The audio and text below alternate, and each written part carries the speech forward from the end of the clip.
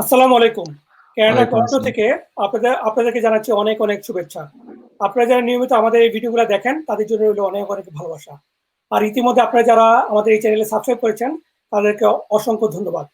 আর যারা এখনো আমাদের এই চ্যানেলে সাবস্ক্রাইব করেন নাই, তাদের প্রতি অনুরোধ রইল আমাদের এই চ্যানেলে সাবস্ক্রাইব করার জন্য।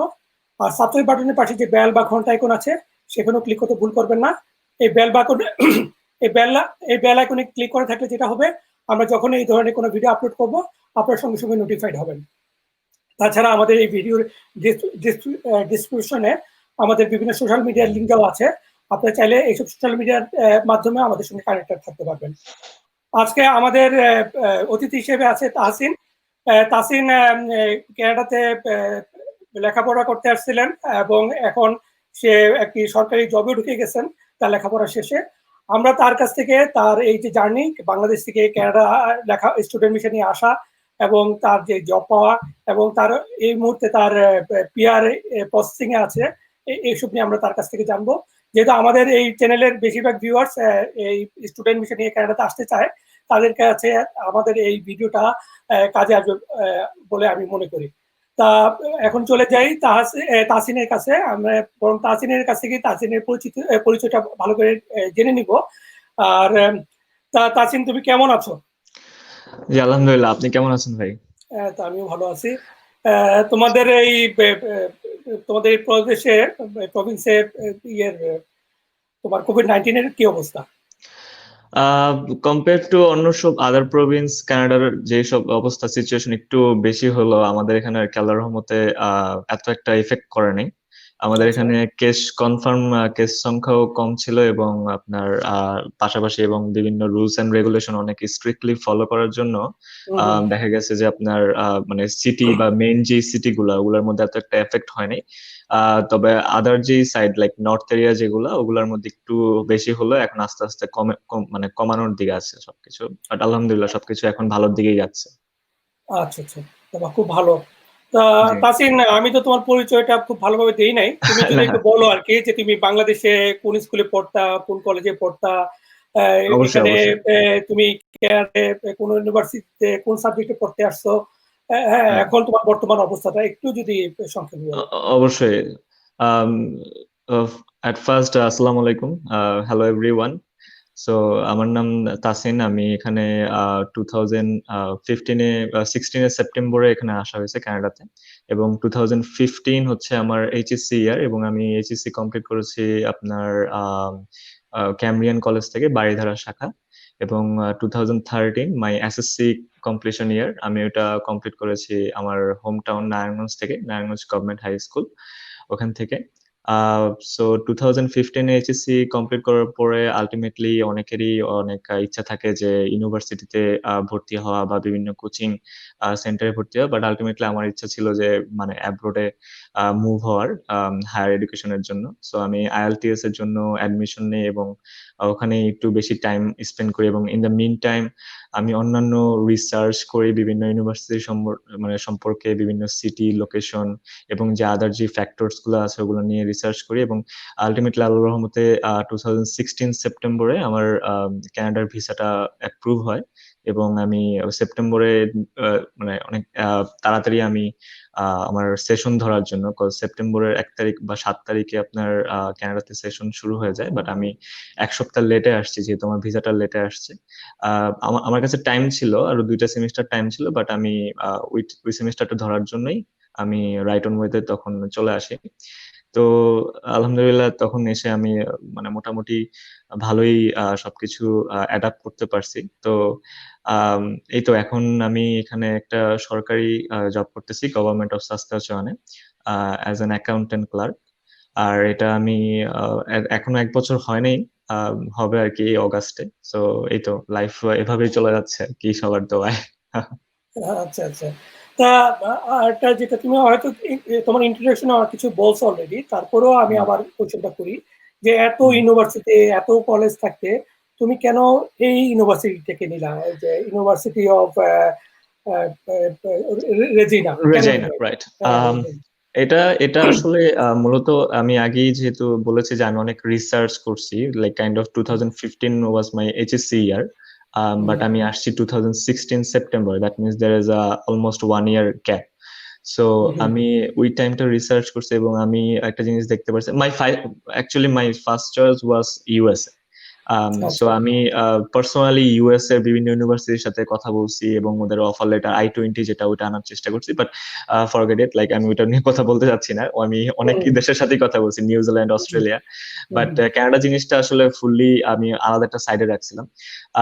তো আমি ইউনিভার্সিটি অফ রেজিনা মূলত চুজ করছি এই জন্য যে বিভিন্ন like Saskatchewan compare to other province এবং other city, popular city in Canada, সাসকাচুয়ানটা একটু কম পপুলার। লাইক এখানে ঠান্ডা অনেক বেশি এবং মানুষজন অনেক কম, আপনার অনেক অপরচুনিটিসও কাইন্ড অফ একটু কম আছে। তো মানুষ দেখা যায় যে বেশিরভাগ মানুষ আপনার মানে মোস্ট অফ দ্য 80% মানুষ টরন্টোকেই চিনে এবং টরন্টোর মধ্যেই আসতে চায়। তো আমি সামহাউ রিসার্চ করে পাইছি যে হচ্ছে আপনার টরন্টো ইউনিভার্সিটি বা যে কোনো একটা ইউনিভার্সিটিতে আপনি যদি এনরোল হন, তাহলে আপনার যদি ওরকম হাই লেভেলের ক্যাপাবিলিটিস না থাকে, লাইক অর্থনৈতিক ইকোনমিক্যাল ক্যাপাবিলিটিস না থাকে, তাহলে ভিসাটা রিফিউজ হওয়ার সম্ভাবনা একটু বেশি থাকে। সো আমি ওই রকম রিস্কটা নেই নাই। সো আমি ট্রাই করছি যে কিভাবে কম্পেয়ার টু অন্য সব ইউনিভার্সিটি টিউশন ফি যেখানে একটু কম এবং যেখানে একটু মানুষ কম যায়, সো আমি ট্রাই করছি যে ওখানে মানে চুজ করার জন্য যেন ভিসাটা রিফিউজ হওয়ার চান্সটা একটু কমে যায়। তো দ্যাটস ওয়াই সো সাসকাচুয়ানের দুইটা ইউনিভার্সিটি আছে, ইউনিভার্সিটি অফ সাসকাচুয়ান এবং ইউনিভার্সিটি অফ রেজিনা। আর রেজিনা হচ্ছে গিয়ে আপনার বিভাগ, যেটা ডিভিশন বলতে পারেন, যে এটা মানে মেইন বিভাগ। সো এটার মধ্যে দেখলাম যে compare to university of Saskatchewan tuition ফিটা এখানে একটু কম। সো এর জন্য এই ইউনিভার্সিটিটা চুজ করা হয়েছে। আচ্ছা, তা তোমার এই ইউনিভার্সিটিটা যে ডাউনটাউন থেকে কত দূরে, মানে মেইন সিটি থেকে কত দূরে? টু বি অনেস্ট, রেজিনা সিটিটা মানে হোল আমার কাছে যতটুকু মনে হয় অ্যাজ এ ডিভিশন, রেজিনা সিটিটা খুবই ছোট, একদমই ছোট। আপনি যদি আপনি একটা যদি ভেহিকেল নেন এবং ওই ভেহিকেল দিয়ে আপনি যদি 30 মিনিট টাইম স্পেন্ড করেন, আমার মনে হয় যে 30 থেকে 40 মিনিটের মধ্যে পুরো সিটি ঘোরা হয়ে যাবে। এটা এতই ছোট। এবং এটার পিছনে একটা কারণ হচ্ছে যে আপনার ওরা মানে সাসকাচুয়ান প্রভিন্স বা গভর্নমেন্ট চায় না যে এই ওদের ডিভিশনে অনেক বেশি প্রেসার পড়ে যাক মানুষের। সো দ্যাটস ওয়াই অন্য সব সিটি গুলো অনেক বড় এবং বিজি, আর রেজিনাটা অনেক ছোট। তো আমার বাসা থেকে আপনার বাসে করে ইউনিভার্সিটি যেতে 5 থেকে 7 মিনিট লাগে, ডিপেন্ডিং অন বাস স্কেজুয়াল। আর এভাবে তো আর যদি আরেকটা রুট ইউজ করেন, লাইক সাইকেল যদি ইউজ করেন, তাহলে 15-20 মিনিট লাগতে পারে। আচ্ছা, রাজধানী থেকে কত দূরে তোমাদের এই সিটিটা? না, আমার রেজিনা হচ্ছে ভাই আপনার মেইন রাজধানী, লাইক ডিভিশন রেজিনা। ডিভিশন, তুমি ডিভিশন বলাতে আমি একটু কনফিউজ হই। হ্যাঁ, ডিভিশনের রাজধানীর মধ্যে পার্থক্য কি? আমি তো আমাদের টরন্টোতে তো আমরা ডিভিশন এই টার্মসটা ইউজই করি না। লাইক মানে ওইটা সেমই, লাইক সেম বলতে পারেন যে লাইক রেজিনা হচ্ছে আপনার সব অ্যাডমিনিস্ট্রেটিভ যে মেইন অফিস গুলো আছে এবং হাইকোর্ট বলেন বা ওদের যে আপনার ক্যাবিনেট আছে, সবকিছু রেজিনাতে আছে। এবং ওদের যেই আপনার ব্রাঞ্চ গুলা আবার হচ্ছে আপনার পপুলার একটা সিটির সাসকাটুন বা আপনার প্রিন্স আলবার্ট, ওসব জায়গার মধ্যে আর কি ওরা করেছে, ক্লাসিফাইড করে দিয়েছে। সাসকাটুনটা কত দূরে? সাসকাটুন তো মনে বড় সিটি। জি, কম্পেয়ার টু রেজিনা সাসকাটুন একটু বেশি বড় এবং ওটা হচ্ছে আপনার ড্রাইভিং 2.5 আওয়ার্স লাগে এখান থেকে। 2.5 আওয়ার্স লাগে। আর যেহেতু তুমি এই ছোট সিটিতে তোমার ইউনিভার্সিটিটা, এই ইউনিভার্সিটিতে তাহলে তোমার মানে সিটির মধ্যে জবের পসিবিলিটি কেমন? যেমন আমাদের যারা স্টুডেন্ট ওখানে যায়, তাদের তো একটা উদ্দেশ্য থাকে যে পার্ট টাইম জব করা, যেন অ্যাটলিস্ট থাকা খাওয়ার খরচটা যেন সে মেনটেন করতে পারে তার ইনকাম দিয়ে। যদি এরকম কেউ আসে, এখন যেহেতু সিটিটা ছোট, তাহলে ওদের পসিবিলিটিটা কেমন যে পার্ট টাইম জব করা? আমি আপনার এই কোশ্চেনটা একটু বেশি প্রাধান্য দিয়ে, লাইক ইম্পর্টেন্সি মেনটেন করে একটু ইলাবোরেট ভাবেই অ্যান্সার করতে যাচ্ছি, যেহেতু এটা অনেক ইম্পর্টেন্ট একটা সেন্সিটিভ একটা ইস্যু। সো আমি কিরকম ক্লাসের, লাইক মিডল ক্লাস নাকি হায়ার ক্লাস, এটা এখন কেউ বললে হয়তো মানুষ বিশ্বাস করবে না, যেহেতু কানাডায় তোমার সবার একটা অনেকের ধারণা যে কানাডাতে আসে বড় লোকের ছেলেমেয়েরা, ওদের অনেক ব্যাংক ব্যালেন্স আছে। কিন্তু আমার এই পর্যন্ত ধারণা হয়েছে যে ম্যাক্সিমামই হলো তোমার মিডল ক্লাস। তোমার ক্লাসটা কি? তুমি মিডল ক্লাস নাকি হায়ার ক্লাস আমি নাকি মিডল ক্লাস থেকেও নিচে কোনটা? না আমি বলব যে আমি আল্লাহর রহমতে ভালোই একটা লেভেল থেকে আসছি। লাইক মিডল ক্লাসই বলতে পারেন। বাট আমার আব্বু-আম্মু দুজনেই গভর্নমেন্ট সার্ভিস হোল্ডার ছিল ব্যাক হোমে এবং আব্বু আমি যখন আসছি তখন আব্বু রিটায়ার্ড করছিল। সো আমি আল্লাহ যতটুকু দিছে আলহামদুলিল্লাহ। বাট আমার টু বি অনেস্ট লাইক আমার ফুললি ইনটেনশন ছিল যখন আমি কানাডাতে আসি তখন আমার ফুললি ইনটেনশন ছিল যে আমি আহ মানে টিউশন ফিটা লাইক প্রথম আসার টাইমে তো একটা সার্টেন অ্যামাউন্ট নিয়ে আসা লাগে কানাডাতে। আপনি ১ মাস বলেন বা ২ মাস বলেন, ১ সেমিস্টার বলেন বা ২ সেমিস্টার বলেন নিয়ে আসা লাগে। আমার প্ল্যান ছিল যে আফটার দ্যাট অ্যামাউন্ট আমি যেন বাংলাদেশ থেকে আর কোনো টাকা পয়সা বা টিউশন ফি রিলেটেড কোনো কিছু যেন আমি না নিই বা লাইক আমার প্যারেন্টস কে প্রেশার না দিই এবং আমার লাইফস্টাইল কস্ট যেটা লাইক মান্থলি যে কস্ট এগুলো যেন আমি এখান থেকেই এটলিস্ট তুলতে পারি। তো এটা যেহেতু আমি আগেই মেনশন করছি যে রেজেনা অনেক ছোট সিটি এবং এখানে মানুষজন কম, সো রিলেটিভলি হচ্ছে আপনার এখানে অপরচুনিটিস অনেক কম। হ্যাঁ, সো 2016 টু 2022 মানুষজন দ্বিগুণ বেড়ে গেছে সাসকাচুয়ানে। অ্যাজ এন ইমিগ্রেন্ট অনেক আসছে, অনেক স্টুডেন্ট আসছে, অনেক পপুলার হয়ে গেছে ইউনিভার্সিটি অফ রেজাইনা। সো দেখা গেছে যে আপনার আমার টাইমে 2016 যেরকম অপরচুনিটিস ছিল এখন এটা আরো কমে গেছে। হ্যাঁ, তো মানুষ বেশি বাট বেড়ে যাওয়ার কারণে। কিন্তু রাইট আমি যতটুকু রাইট জানি মানুষ বাড়লে তো তোমার অপরচুনিটি অনেক সময় বাড়ে কারণ বিজনেস আরো বাড়ে, নতুন রাইট নতুন বিজনেস রাইট ক্রিয়েট হয়। রাইট হ্যাঁ, বাট কমে গেল আপনি কেন এটা বুঝলাম না, আমাকে আপনি একটু যদি বুঝিয়ে বলবা। আপনি যদি আনুপাতিক হারে চিন্তা করেন তাহলে হচ্ছে যেই হারে মানুষ বাড়ছে সেই হারে হয়তো সিটি এক্সপেন্ড হয় নাই এবং আচ্ছা সেই হারে বিজনেস এক্সপেন্ড হয় নাই। সো দেখা আচ্ছা গেছে আপনার ওই মানে এইরকম অপরচুনিটিস গুলো এই জন্য কমে গেছে। আর যেরকম অপরচুনিটিস আছে অ্যাজ এন স্টুডেন্ট বা ইনিশিয়ালি একজন পার্সনের জন্য ওইসব অপরচুনিটিস গুলো আসলে গ্র্যাব করার মতো মানে সিচুয়েশন থাকে না এখন। বাট আমি আচ্ছা স্টিল এখানে একটা হোপ দিতে পারবো যে যদি কেউ বেস্ট ট্রাই করে লাইক লাইক লেভেল বেস্ট তাহলে অবশ্যই অবশ্যই লাইক লিস্ট কোনো না কোনো একটা পার্ট টাইম জব হয়ে যায়। সো হয়েছে, হ্যাঁ, কাউকে সো বসে থাকতে হবে না, মানে কেউ যদি আসে তোমার ইউনিভার্সিটিতে হুম হুম হুম হুম তার তো এই কনফিডেন্সটা থাকতে পারে যে আমি রাইট ওখানে গেলে একটা পার্ট টাইম জব পাবো somehow, অবশ্যই তাই অবশ্যই তো? এটা অবশ্যই এটা তো ইয়ে করতে পারবে না, রাইট এনশিওর ইট উইল করতে টেক পারবে। টাইম লাইক মানে পার্সন ভেদে it varies by person to person like এটা আপনি ডিপেন্ড করে আপনি কিভাবে আপনার সোসাইটি এবং আপনার ফ্রেন্ডদের সাথে কিভাবে লিংক করতেছেন, আপনি কিভাবে অপরচুনিটিস গুলোর ইনফরমেশন জানতেছেন, আপনি কিভাবে রেফার্ড হচ্ছেন।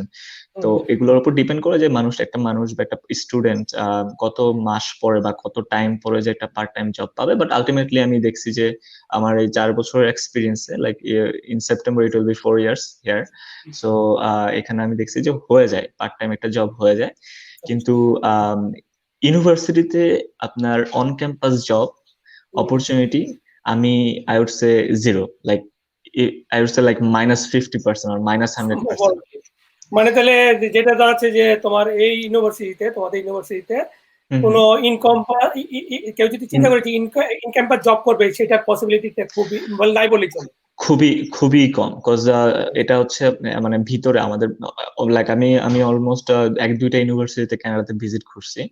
সো ওখানে আমি দেখছি যে আপনার ইউনিভার্সিটির ভিতরে লাইক ইন ক্যাম্পাস যেরকম রেস্টুরেন্ট বা আপনার আদার স্টোর অপরচুনিটিস লাইক ওপেন আছে বা থাকে আমাদের ইউনিভার্সিটিতে কম্পারেটিভলি আপনার ওরকম অপরচুনিটিস গুলো কম এবং যারাও আছে এরকম অনেক আপনার রিলায়েবল পারসন বা আপনার ইন্টারনালি হায়ার হয়। সো দেখা যায় যে স্টুডেন্ট গুলোর জন্য অপরচুনিটি অনেক কমে যায়। আর যদি কোনো স্টুডেন্ট লাইক এটা একটু অফ টপিক, কোনো স্টুডেন্ট যদি ইএসএল এ আসে বা কোনো ইংলিশ ল্যাঙ্গুয়েজ কোর্সে আসে আলটিমেটলি তো ওর সে ওয়ার্ক করতে পারমিট পারে থাকে না, না। ওয়ার্ক পারমিট রাইট থাকে না। রাইট রাইট সো ওই জন্য আসলে আমি বলবো যে হ্যাঁ, ফ্রম 2016 টু 2020 বিজনেস এক্সপেন্ড হচ্ছে আস্তে আস্তে, কিন্তু এখানে কম্পিটিশন অনেক বেশি। But in the mean time কেউ যদি নিজেকে ডেভেলপ করে এবং যদি নিজেকে এঙ্গেজ করে সোসাইটির সাথে তাহলে আমি বলবো যে না, এটা সম্ভব, একটা পার্ট টাইম জব ম্যানেজ করে নিজের লাইফস্টাইল কস্ট মেনটেন করে এটা বেয়ার করা সম্ভব। আচ্ছা, আরেকটা জিনিস জানতে চাই, তুমি বললা যে ইন ক্যাম্পাস জবের মধ্যে যে ইন ক্যাম্পাস যে রেস্টুরেন্ট বা যে স্টোর স্টোর এগুলার মধ্যে কাজের সুবিধা খুব একটা নাই, কিন্তু ধরো যে ইউনিভার্সিটির লাইব্রেরি, ইউনিভার্সিটির ক্যান্টিন, হ্যাঁ, তারপর ইউনিভার্সিটির কম্পিউটার ল্যাব, হুম, এইসব হুম, হুম। জায়গার মধ্যে জবের মানে ইন ক্যাম্পাস জবের ফেসিলিটি কেমন আহ, পাওয়া যেতে পারে? ওগুলা ওগুলা ইউনিভার্সিটি অফ রেজানার বা আমাদের ইউনিভার্সিটির একটা আলাদা ক্যারিয়ার অপশন আছে। আপনি হুম, মানে ওইটাই বললাম যে আপনি হাতে গোনা দেখবেন যে এক দুজন, যেহেতু বিভিন্ন কান্ট্রির স্টুডেন্টরা আসে, বিভিন্ন দেশ থেকে আসে, তো দেখা যায় যে কম্পিটিশনটা ওই অনেক বেশি থাকে, অনেক অনেক বেশি আচ্ছা। থাকে। এবং আমি বলবো না যে মানুষ পায় না, আমি দেখছি যে আমাদের বাংলাদেশের স্টুডেন্টরাও এক দুজন পাইছে, বাট বেশিরভাগ মাস্টার্স স্টুডেন্ট বলতে পারেন, লাইক আন্ডার গ্রাজুয়েট থেকে মাস্টার্স স্টুডেন্টদের ওটার মধ্যে একটু প্রাধান্য বেশি দেয়, লাইক লাইব্রেরিয়ান বা অ্যাজ এ টিচার অ্যাসিস্ট্যান্ট, হুম, হুম, অথবা দেখা গেছে মানে কম্পিউটারের কোনো ইসের জন্য আপনার অ্যাসিস্ট্যান্ট হিসেবে ওরা হুম, ওখানে ভালোই পায়। আর অবশ্যই আপনার ইউনিভার্সিটিতে কোঅপের যে একটা জিনিস, যে পেইড হুম, কোঅপ বা হুম, ইন্টার্নশিপ, ওইটাতে একটা অপরচুনিটিস আছে। ওটা তো অবশ্যই মানে আপনার ফ্যাকাল্টি ক্রাইটেরিয়া মেনটেন করে হুম, ওটা ওটা অ্যাপ্লাই করা লাগে এবং লাকও ফেভার করা লাগে। জি। হুম, হুম। তা তা তুমি তাহলে আমাকে বলো হুম, কিছু, হুম, মানে এই যে ইউনিভার্সিটিটা তুমি যেটা পড়তেছো, ইউনিভার্সিটি হুম। যেটা, এখানে কেন স্টুডেন্টরা আসা উচিত? আরেকটা কোয়েশ্চেন, কেন এখানে আসা উচিত না? মানে মানে উচিত না আর কি, উচিত আমি এটা বলবো না, মানে আসার আগে মাথার মধ্যে এই টার্মস গুলো নিয়ে আসা উচিত যে এই জিনিসগুলো, এই প্রবলেম গুলো সে ফেস করতে পারে এই ইউনিভার্সিটিতে আসলে। আর আহ, এটার মধ্যে এই অবশ্যই। ইউনিভার্সিটি কি কিসে বেনিফিটেড হবে, কিভাবে বেনিফিটেড হবে? আহ অবশ্যই এটা একটা ইম্পর্টেন্ট কোশ্চেন। সো আমি এটা এভাবে আসলে অ্যান্সার করতে যাচ্ছি যে একটা স্টুডেন্ট যখন বাংলাদেশ থেকে আম, যদি কোনো এজেন্সির মাধ্যমে অ্যাপ্লাই না করে, এটা আমি হুম, যদি একটা ইউজ করতেছি, এটা আলাদা হুম, জিনিস। যদি কেউ ইন পার্সন অ্যাপ্লাই করে, তাহলে হুম, একটা স্টুডেন্টের অবশ্যই ইউনিভার্সিটি চুজ করতে হবে 3 থেকে 4টা বা 5টা ফ্যাক্টরের উপর। লাইক হুম, ফার্স্ট ফ্যাক্টর হচ্ছে আপনার টিউশন ফিটা কিরকম। সেকেন্ড, মানে লাইক আমি প্রায়োরিটি দিচ্ছি না যে কোনটা ফার্স্ট কোনটা সেকেন্ড, বাট আমি বলতেছি এইগুলোর উপর বেস করে একটা জিনিস ডিসাইড করা উচিত। হুম, টিউশন ফি, দেন হচ্ছে job opportunities, then after graduation আপনার আমার আমার আমি যে সাবজেক্টে পড়াশোনা করব, ওই সাবজেক্ট রিলেটেড কোনো অপরচুনিটিস কিরকম আছে ওই প্রভিন্সে। তারপর হচ্ছে আপনার ওয়েদার একটা বড় ফ্যাক্ট। যদি আপনার ঠান্ডা জনিত কোনো সমস্যা থাকে, তাহলে অবশ্যই সাসকাচুয়ান আপনার জন্য না। বা আপনি যদি চান যে আপনি অ্যাডাপ্ট করতে পারবেন, আপনার অ্যাডাপ্টেবিলিটি পাওয়ার মানে লাইক ইসে আপনার একটু বেশি, তাহলে আমি বলবো যে ওকে, উইচ ইজ গুড। লাইক আমার আমার ইন পার্সন আমার ঠান্ডা একটু বেশি সমস্যা ছিল, বাট হুম, তাও আমি যখন আসছি, লাইক আমার আসাটা ফুললি একটু বেশি রাশ আওয়ার হয়ে গেছে। লাইক আমি কোনো কিছুই জানতাম না বলতে গেলে রেজাইনার সম্বন্ধে। আমি জাস্ট এসে পড়ে দেখছি যে অনেক ঠান্ডা, তারপর আমি অনেক ট্রাই হুম, করছি অ্যাডাপ্ট করার জন্য। ও যদিও আমার ওরকম হেলথ কন্ডিশন রিলেটেড কোনো এক্সট্রিম সিচুয়েশনে যায়নি, বাট এগুলো আসলে ভাবা উচিত। এবং পার্ট টাইম জব অপরচুনিটিস, এগুলা এগুলা আসলে ভেবে দেন একটা ইউনিভার্সিটি চুজ করা উচিত। আমি সাসকাচুয়ান সম্বন্ধে কিছু প্রজ এন্ড কনস যদি আমি বলি, অবশ্যই প্রজ হচ্ছে এটা যে আপনার যে পজিটিভ সাইড হচ্ছে এটা, যে immigration related.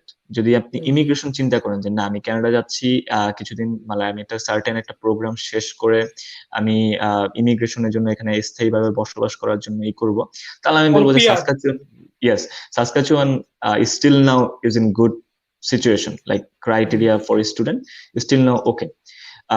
But for certain প্রোগ্রামের জন্য, আমি আমি যদি বলি, আমি অন্য কোনো প্রোগ্রামকে ডিফেম করতেছি না, বাট আমি বলবো যে সাসকাচুয়ান হচ্ছে আপনার বিজনেসের জন্য সবচেয়ে ভালো। লাইক এখানে বিজনেসটাকে অনেক বেশি প্রায়োরিটি দেওয়া হচ্ছে, অপরচুনিটিস অনেক বেশি কম্পেয়ার টু অন্য আদার প্রোগ্রামস। আচ্ছা, For instance, like আমি 2016 I came here under computer science program, 4 years hmm, computer science program, but hmm, after 1 semester আমি হুম, আমার প্রোগ্রামটা চেঞ্জ করে বিজনেসে নিয়ে গেছিলাম, 4 years আচ্ছা, বিজনেস। আচ্ছা। তাহলে এবং আমি এটা তোমার এটা নিয়ে আমি আরো জানবো। অবশ্যই। তা ভিউয়ার্স, আপনাদের কাছে একটা রিকোয়েস্ট থাকবে, আপনারা যদি তাসিমকে কোনো কোশ্চেন করতে চান, তাহলে আমাদের এই যে ভিডিওর পাশে যে চ্যাট সেকশন, সেখানে আপনারা কোশ্চেন করতে পারেন। আমাদের এই ভিডিওর শেষ পর্যায়ে গিয়ে আমরা তাসিমকে ওইসব কোশ্চেন থেকে কিছু প্রশ্ন তাকে জিজ্ঞেস করব। কিন্তু আপনাদের কাছে রিকোয়েস্ট থাকবে, একই কোশ্চেন বারবার রিপিট করবেন না। যদি একই কোশ্চেন আপনারা বারবার রিপিট করেন, তাহলে আমি সেই কোশ্চেনটা হয়তো নাও নিতে পারি। তা আপনার একটা কোশ্চেনে আপনারা একটা কোশ্চেন বা একবার এই কোশ্চেনটা লিখবেন, যেন আমার পিক করতে সুবিধা হয়। একই কোশ্চেন যদি বারবার করেন, তাহলে আমার পিক করতে অনেক সময়, একটা ভালো কোশ্চেনও পিক করতে আমার সময় অনেক সময় ব্যাক পেতে হয়। রাইট, তা রাইট। তা আপনারা যেটা করবেন, যে কোশ্চেনটা লিখে রাখেন, আমি সিরিয়াল অনুযায়ী কোশ্চেনগুলো পিক করব। আমাদের সময় যদি হাতে থাকে তাহলে তো অবশ্যই, আর যদি আমাদের সময় না থাকে, হয়তো অনেকের কোশ্চেন আপনার মিস হয়ে যাবে। তবে দুঃখ পাওয়ার কিছু কারণ নাই, কারণ একই কোশ্চেন আপনারা চাইলে আমাদের এই ভিডিওর নিচে যে ডেসক্রিপশনের নিচে যে কমেন্ট সেকশন আছে সেখানেও করতে পারেন, আমরা পরে সেই কোশ্চেনগুলোর অ্যান্সার দিয়ে দেবো। তাসিম সরি তোমাকে একটু No, ইন্টারাপ্ট করলাম। that's okay. That's হ্যাঁ, totally good. জি। তা যেটা বললাম যে তুমি আসছিলা কম্পিউটার সায়েন্স পড়তে, হ্যাঁ, তারপরে এটাকে তুমি কনভার্ট করে নিয়ে গেলা বিজনেসে। মানে তুমি কি বিবিএ পরে কি কমপ্লিট করলে, বিবিএ নাকি ডিপ্লোমা আহ, করলা, কোনটা করলা? আমি আমি রাইট নাও আপনি 2019 August I graduated from diploma programme, diploma, not তুমি বিবিএ। ডিপ্লোমা, তুমি তুমি তো এখানে এনরোল হয়েছিলা 4 years BBA 4 years bachelor. Bachelor ডিগ্রিতে, আন্ডারগ্রেড প্রোগ্রামে, কিন্তু ইয়েস, পরে তুমি একটা সেমিস্টার যাওয়ার পরে তুমি চলে গেলা বিজনেসে, হ্যাঁ, ইয়েস, তাও আবার এটা ডিপ্লোমাতে। তা রাইট। এখন কেন তুমি এই ডিসিশনটা নিলা? তুমি একটা বললা যে এখানে এখানে বিজনেসের ভালো প্রসপেক্ট এই ইয়েস। এই প্রভিন্সে। আর কোনো ফ্যাক্টর কি কাজ করছিল যে লেখাপড়া খুব কঠিন, তুমি এটার সঙ্গে সিনক্রোনাইজ করতে পারতেছিলে না, তুমি চিন্তা করলা যে, মানে আর কোনো ফ্যাক্টর কাজ করছিল নাকি তোমার কাছে মনে হয়েছে যে আমি ডিপ্লোমা করলে আমার চাকরি পাইতে আরো বেশি সুবিধা হবে, বা তোমার লেখাপড়ার খরচ কমে যাবে, কোনটা আর কি কি ফ্যাক্টর ছিল এখানে? রাইট, অ্যাকচুয়ালি এখানে মানে কিছু কিছু as I mention before, like আমি অনেক মানে এগুলো নিয়ে একটু রিসার্চ বা এগুলো নিয়ে একটু ইনফরমেশন জানতে পছন্দ করি। সো আমি এখানে যখন আসছি, আমি দেখলাম, আমি আসলাম, আমি যখন, আপনি যেটা বললেন ওখানে একটা জিনিস একটু মানে ইনফরমেশন আছে যে আমি যখন 4 ইয়ার্স কম্পিউটার সায়েন্স থেকে মুভ করে, লাইক চেঞ্জ করে ব্যাচেলর বিজনেসে যাচ্ছি, ওটা 4 ইয়ার্সই ছিল, ডিপ্লোমা ছিল না আচ্ছা, রাইট অন ওয়েতে, ও ওটা আচ্ছা 4 ইয়ার্স ছিল। এবং আচ্ছা আমি 4 ইয়ার্সটা কেন চুজ করছি, বিকজ লাইক আপনি যদি 4 ইয়ার্স প্রোগ্রামে থাকেন তাহলেই আপনি কোঅপের জন্য অ্যাপ্লাই করতে পারবেন, আপনি যদি আচ্ছা ডিপ্লোমাতে থাকেন তাহলে পারবেন না। So my intention was to get enrol in co-op. Okay, আচ্ছা সো দ্যাটস ওয়াই আমি ওই 4 ইয়ার্সে ছিলাম। এবং আমি এখানে আরেকটা জিনিস কনসিডার করছি যে আপনি যদি 2 ইয়ার্স ডিপ্লোমা কমপ্লিট করেন তাহলে আপনি 3 ইয়ার্স এর ওয়ার্ক পারমিট পাচ্ছেন, লাইক অ্যাটলিস্ট 3 ইয়ার্স বা আপনার ওটা করবে। এবং আপনি যদি 4 ইয়ার্স কমপ্লিট করেন তাহলে আপনি সেম থিং, লাইক 3 ইয়ার্স এর ওয়ার্ক পারমিট পাচ্ছেন, রাইট? সো আমার একটা প্ল্যান ছিল যে মানে এটা তো আপনারা এখানে, আমি ইউনিভার্সিটি ভ্যারাইস, ইউনিভার্সিটিটা ডিপেন্ড করে যে কোন ইউনিভার্সিটির নিয়ম কিরকম, বাট আমার ইউনিভার্সিটিতে একটা নিয়ম ছিল যে আপনার 56 ক্রেডিট, লাইক একটা সার্টেন কোর্স থেকে একটা সার্টেন কোর্স কমপ্লিট করার টাইমে আপনি কোঅপের জন্য অ্যাপ্লাই করতে পারবেন। আচ্ছা এবং ওই কোর্সটা ছিল আপনার 17, লাইক আমি যদি 17টা কোর্স কমপ্লিট করতে পারি তাহলে আমি কোঅপের জন্য অ্যাপ্লাই করতে পারবো। সো দেখা যাচ্ছে যদি আপনি ডিপ্লোমা কমপ্লিট করেন, এখানে এটা একটু অনেক ম্যাথামেটিক্যাল একটা টার্ম, আমি একটু আমি জানি না আমি কঠিন করে ফেলতেছি কিনা, না না বাট সিম্পলি বলো যে আমি এখন হ্যাঁ, বুঝতে পারতেছি, যে আমি যতক্ষণ বুঝতে পারবো ওকে, ওকে, আমার মনে হয় আমার দর্শকরা বুঝতে পারবে। ওকে। সো ডিপ্লোমা, এটা কাইন্ড অফ বাংলাদেশের মতো না যে বাংলাদেশে আমরা ডিপ্লোমা কমপ্লিট করছি বা এরকম, বাংলাদেশে ডিপ্লোমা কমপ্লিট করলে কিন্তু আপনাকে দেখা যায় যে একটু ডিফেম করা হয় যায়, আর ডিপ্লোমা কমপ্লিট করছো ব্যাচেলর করো নাই, সামথিং লাইক দ্যাট। বাট এখানে ওরকম না, এখানে হচ্ছে 3টা section, like certificate, diploma and হচ্ছে bachelor. Certificate 10 course, diploma 20 course and bachelor 40 courses, like 3টা ধাপে ওরা ভাগ করে দিছে। এখন আপনি যেটা পসিবিলিটি আপনার কাছে ইজি মনে হয়, তো ডিপ্লোমা কমপ্লিট করতে গেলে 20 কোর্স লাগে, রাইট? সো আমি চিন্তা করলাম যে আমি ডিপ্লোমা যে কোনো টাইমে আমি কল করে দিতে পারবো, লাইক আমি যদি 17টা কোর্স কমপ্লিট করে যদি আমি কোঅপের জন্য অ্যাপ্লাই করি, যদি আমি কোঅপটা পেয়ে যাই, ওয়াই নট আমি গ্রাজুয়েশন বা ব্যাচেলর কমপ্লিট করবো না কেন? আর যদি আমি না পাই তাহলে আমি তো ডিপ্লোমা কোর্স আউটলাইন অনুযায়ী আগাচ্ছি। সো যদি আমি না পাই তাহলে আমি রাইট অন ওয়েতে ডিপ্লোমা কল করে আমি জব অপরচুনিটিস জন্য আমি নেমে যাব। তো ওইটাই ছিল আসলে মেইন ফ্যাক্টর। সো আলটিমেটলি 3টা জিনিস দাঁড়ালো যে বিজনেসের অপরচুনিটিস অনেক বেশি সাসকাচুয়ানে। সেকেন্ড থিং হচ্ছে যে আপনার এই 3 বছরের ওয়ার্ক পারমিট ইস্যুটা, যে আমি 4 বছর পড়াশোনা করলেও 3 বছর ওয়ার্ক পারমিট পাচ্ছি, এবং 2 বছর করলেও 3 বছর ওয়ার্ক পারমিট পাচ্ছি। এবং 3 নাম্বার জিনিসটা হচ্ছে আপনার এই মানে কোঅপের জিনিসটা। সো আমি বলবো যে 3টা ফ্যাক্টরি আমাকে মানে মূলত ওই কম্পিউটার সায়েন্স থেকে আপনার বিজনেসে ট্রান্সফার করার জন্য হেল্প করছে, বা আমার মেইন ইন্টেনশন ছিল, লাইক কনসিডারেশন ছিল এটা। এখন তুমি যে সরকারি জব করো, তুমি কি এই প্রতিষ্ঠানে কপ করছিলা নাকি অন্য কোনো প্রতিষ্ঠানে?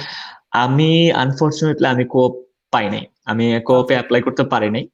আমি 2019 এপ্রিলে, লাইক যখন আমাদের এখানে সামার শুরু হয়, কানাডাতে সামার স্প্রিং সেশনটা শুরু হয়, এবং আমি আমার ইউনিভার্সিটি লাইফে কোনোদিনই সামার এন্ড স্প্রিং সেশন করি নাই, লাইক একটা ক্লাসও নেই নাই আমি। বিকজ আমাদের এখানে আন্ডার গ্রাজুয়েট স্টুডেন্টদের জন্য, আপনি অলরেডি জানেন বা আমাদের অনেকেই ভিউয়ার্সরা জানে যে আন্ডার গ্রাজুয়েট স্টুডেন্টদের জন্য আপনার সামার এবং স্প্রিং সেশন এটা আসলে না করলেও হয়, এক্সাম্পট। লাইক আপনি চাইলেও করতে পারেন, না করলেও পারেন না, ফুল টাইম জব করতে পারেন। So I was in always full time job like 3 4 5 আমি এরকম আছে যে 5টা জবও করছি আপনার on the in the mean time, like একদিনে 5টা বা 4টা এরকম শিফট থাকতো আমার। তো আমার তো তখন অনেক অনেক পরিশ্রম করতে দেখতেছি। তাহলে আমার তাহলে তোমার তাহলে এখানে আরেকটু যাই। হ্যাঁ, না তোমার আগে শেষ করো, তুমি কেন, হ্যাঁ এরপরে কেন তুমি কোপটা করতে পারো না সেটা। কোপটা করতে পারিনি হচ্ছে এখানে আমি যদি একটু এক্সপ্লেন করি তাহলে এটা আবার অন্য একটা টপিকে চলে যাবে, কজ আচ্ছা I I actually went back home for আচ্ছা 5 months as a আচ্ছা visiting student, not আচ্ছা not for visit my parents or family. As a visiting আচ্ছা student I did 1 semester in Brack University. ও আচ্ছা, um, তুমি আবার একটা semester করতে গেছে, ব্রেকে গেছিলা, ব্রেক yes ইউনিভার্সিটিতে। yes আচ্ছা আচ্ছা আচ্ছা I took the permission, like আমি পারমিশন নিয়েছিলাম ইউনিভার্সিটি থেকে, এবং ওই ইউনিভার্সিটি থেকে আমি একটা সেমিস্টার হচ্ছে ব্র্যাক ইউনিভার্সিটিতে করে আসছি, এবং ওখানে আমি 5টা কোর্স করছি। এবং ওইটা আসলে ওইটাও একটা ফ্যাক্টর কাজ করছিল যে ইন দা দুইটা রিজন, যে আমি আমার ফ্যামিলি এবং ফ্রেন্ডসদের ভিজিট করতে পারবো, I can stay 5 months over there. And third thing, my tuition fee, like course fee will be so much less, like there is a big difference in the tuition fees. So এই 3টা factor মূলত কাজ করছিল, যে জন্য আমি আসলে কোঅপের ডেডলাইনটা miss করছিলাম যখন ও আসছি। সরি। সো ওইটা আমি করতে পারিনি, বাট আলহামদুলিল্লাহ আল্লাহর রহমতে ওই বছরেই আমি গভর্নমেন্ট অফ সাসকাচুয়ানে সামার জবে ঢুকছি, নট কোঅপ, সামার আচ্ছা জব, আচ্ছা আচ্ছা। এবং part entry time level, job, part time, full টাইমে, এন্ট্রি লেভেল ফুল টাইমে। ফুল টাইম, হ্যাঁ ফুল টাইম আচ্ছা সামার জব, ওখানে ঢুকছি। তো যখনই আমি সামার জবে ঢুকে গেলাম গভর্নমেন্ট অফ সাসকাচুয়ানে, এটা আসলে ফেডারেল গভর্নমেন্ট না, এটা প্রভিন্সিয়াল গভর্নমেন্ট। সো ওখানে যখন ঢুকে গেলাম তখন আমার মাথায় তখনই ইন্টেনশন আসলো যে this is the time to take the decision, like আমি কি ডিপ্লোমা করব, নাকি এখানে আমি অপরচুনিটিস খুঁজে ইন্টারনালি হায়ার হয়ে যাব বা কোনো একটা ওয়েতে আমি হায়ার হব। I did my best, like আমি সবার সাথে অনেক ভালো লিঙ্ক আপ করার চেষ্টা করছি, আমি বিহেভিয়ার ইথিক্স এগুলো মেনটেন করার ট্রাই করছি যখন আমি গভর্নমেন্ট অফ সাসকাচুয়ানে এজ এ সামার স্টুডেন্ট হিসেবে ছিলাম। আর আমি এতটুকু বলতে চাই যে অ্যাজ এ স্টুডেন্ট আপনি যখন কোনো এমপ্লয়ারে ঢুকবেন, এমপ্লয়ার যখন আপনাকে হায়ার করবে, অ্যাজ এ স্টুডেন্ট ওরা চায় না যে আপনি প্রেশার নেন, ওদের মেইন ইন্টেনশনই, লাইক ইন কানাডা যে কোনো সামার জবে যদি কোনো একটা প্রতিষ্ঠান আপনাকে হায়ার করে, এটা আমি 100% গ্যারান্টি দিয়ে বলতে পারবো, ওদের main intention to help you for the tuition fees, not for their work. ওরা চাই যে আপনাকে টিউশন ফিতে হেল্প করবে, লাইক আপনি একটু টাকা মেক করবেন করে আপনি টিউশন ফি, যদি এটা ক্যানাডিয়ান কোম্পানি হয়, ক্যানাডিয়ান দেশি কোম্পানি হয়, কোম্পানি হয় তাহলে রাইট, এটা ডিফারেন্স। আর দেশি কোম্পানি গুলা লাইক সামার জবে আপনাকে হায়ার করার ওরকম ক্যাপাবিলিটিস আমি মনে করি না যে রাখে, কারণ ওদের এবং অলরেডি ওরা ক্যাশে পে করবে অনেক সময়, রাইট রাইট মিনিমাম স্যালারি থেকে কম স্যালারি দিবে। রাইট। সো আমার ওইরকম ইন্টেনশন ছিল। সো আমি আল্লাহর রহমতে ওই প্ল্যান অনুযায়ী দেখা গেছে যে প্ল্যান ওয়ার্কস। তো আমি দেখা গেছে যে আপনার ইন্টারনালি যেই পজিশন গুলো ওপেন আছে, আমি এক ডিপার্টমেন্ট থেকে অন্য ডিপার্টমেন্টে আমার ফিল্ড রিলেটেড একটা ডিপার্টমেন্টে জব পেয়ে যাই, like as an accountant clerk. So আমি দেখা গেছে যে আপনার ওইটার মধ্যে যখন জব পেয়ে গেছি এবং আমাকে যখন হায়ার করছে, এবং আপনি যখন একটা কোম্পানিতে ঢুকবেন ওখানের একটা পরিবেশের সাথে আপনি অ্যাড হয়ে যাবেন, আপনি এই পরিবেশটাকে জানবেন। সো দেখা যায় যে একটা ফ্রেন্ডলি এনভায়রনমেন্ট তৈরি হয়ে যায়, তখন ইন্টারভিউ বোর্ডে দেখা যায় যে আপনার একটা কনফিডেন্স এসে পড়ে যে আপনি কি বলবেন না বলবেন। বাট দেখা গেছে যে হ্যাঁ ওইটা ওয়ার্কস হয়েছে, যে ওইটা আমার প্ল্যান ওয়ার্কস হয়েছে, এবং আমি এখন ওখানে কাজ করতেছি। ওখানের এনভায়রনমেন্টটা খুবই ভালো, এবং ওইখান থেকেই মূলত, এবং যেহেতু এটা একটা গভর্নমেন্ট ইনস্টিটিউট, ওদের আসলেই আপনার অ্যাসাইনটি অথবা এখানে কাকে জব অফার দিতেছে বা দিচ্ছে না এগুলো নিয়ে ওদের কোনো মাথা ব্যথা নেই, ওদের এগুলো আলাদা department. If you are doing full time job, as long as you are good, they are okay to give you anything, like they will help you as their best. অনেকের স্বপ্ন থাকে কর্পোরেট জব, তুমি পাইছো, তোমাকে আবার অভিনন্দন জানাচ্ছি এটার জন্য। আমি আমি আমি এটা একটা জিনিস অ্যাড করতে যাচ্ছি যে it was not that easy, like আমি 2018-এও একটা ইন্টারভিউ কল পাই for summer job, but it didn't work, like আমি এটা পাইনি। যেহেতু আমি নিজেই বুঝতে পারতেছিলাম যে আমার এখন পর্যন্ত ওই লেভেলটা আসে নাই, আমি অনেক নলেজ এবং আমার এক্সপিরিয়েন্স একটু লেস, এখানে গ্যাপ আছে।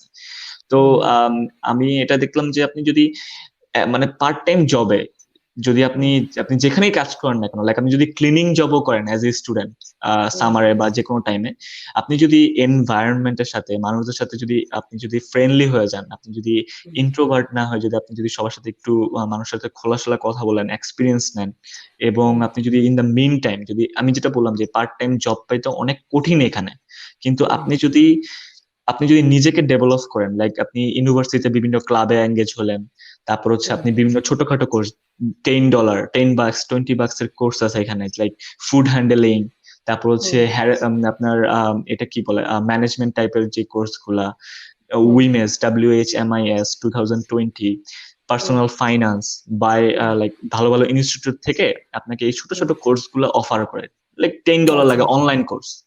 এগুলো যদি আপনি করে ফেলেন, তাহলে আপনি যখন রেজুমেতে যখন এই 3-4টা কোর্স দিবেন, লাইক আমার রেজুমে প্রথম তো ছিল যে আমি টিম হর্টনসে কাজ করি as a part time, like Tim Hortons আমি 2 দিন 1 দিন করতাম যখন আমি স্টুডেন্ট ছিলাম, এছাড়া আমার কোনো জব ছিল না। তো টিম হর্টনস ওই টাকা দিয়ে ধরেন যে আমি ওটা আলাদা একটা বিষয় অবশ্যই, যে আমি লাইফস্টাইল করতে পারতেছি কিনা, বাট আমি বলতেছি আর কি যে রেজুমিতে আমি যখন এই 3-4টা জিনিস আমি অ্যাড করে দিয়েছি, যে আমি একটা ভলেন্টিয়ার ছিলাম, আমি এখানে ভলেন্টিয়ারি করছি, আমি 3-4টা কোর্স করছি, তখন একটা এমপ্লয়ার কিন্তু বুঝবে যে না, you want to be engage in this society environment, তুমি চাও যে শিখতে। তখন দেখা যায় কি ইন্টারভিউ বোর্ডে একটা আলাদা একটা নতুন পজিটিভ ভাইব তৈরি হয় আপনার জন্য। সো আমার কাছে মনে হয় যে যদি একটা স্টুডেন্ট জাস্ট খালি জব খুঁজতেছে, রেজুমি দিতেছে, খালি রেজুমি আমি ড্রপ করতেছি, এখানে গেছি আমি অনেক বলতেছি যে আমি অনেক হাঁটছি, আজকে 20টাতে আমি রেজুমি দিছি, বাট নো, লাইক 10টাতে রেজুমি দাও, আর 10টার যে টাইমটা ওটা একটু ট্রাই করো যে নিজেকে একটু ডেভেলপ করার, যে কিছু এক্সপিরিয়েন্স নিচ্ছ, কিছু জানতেছো।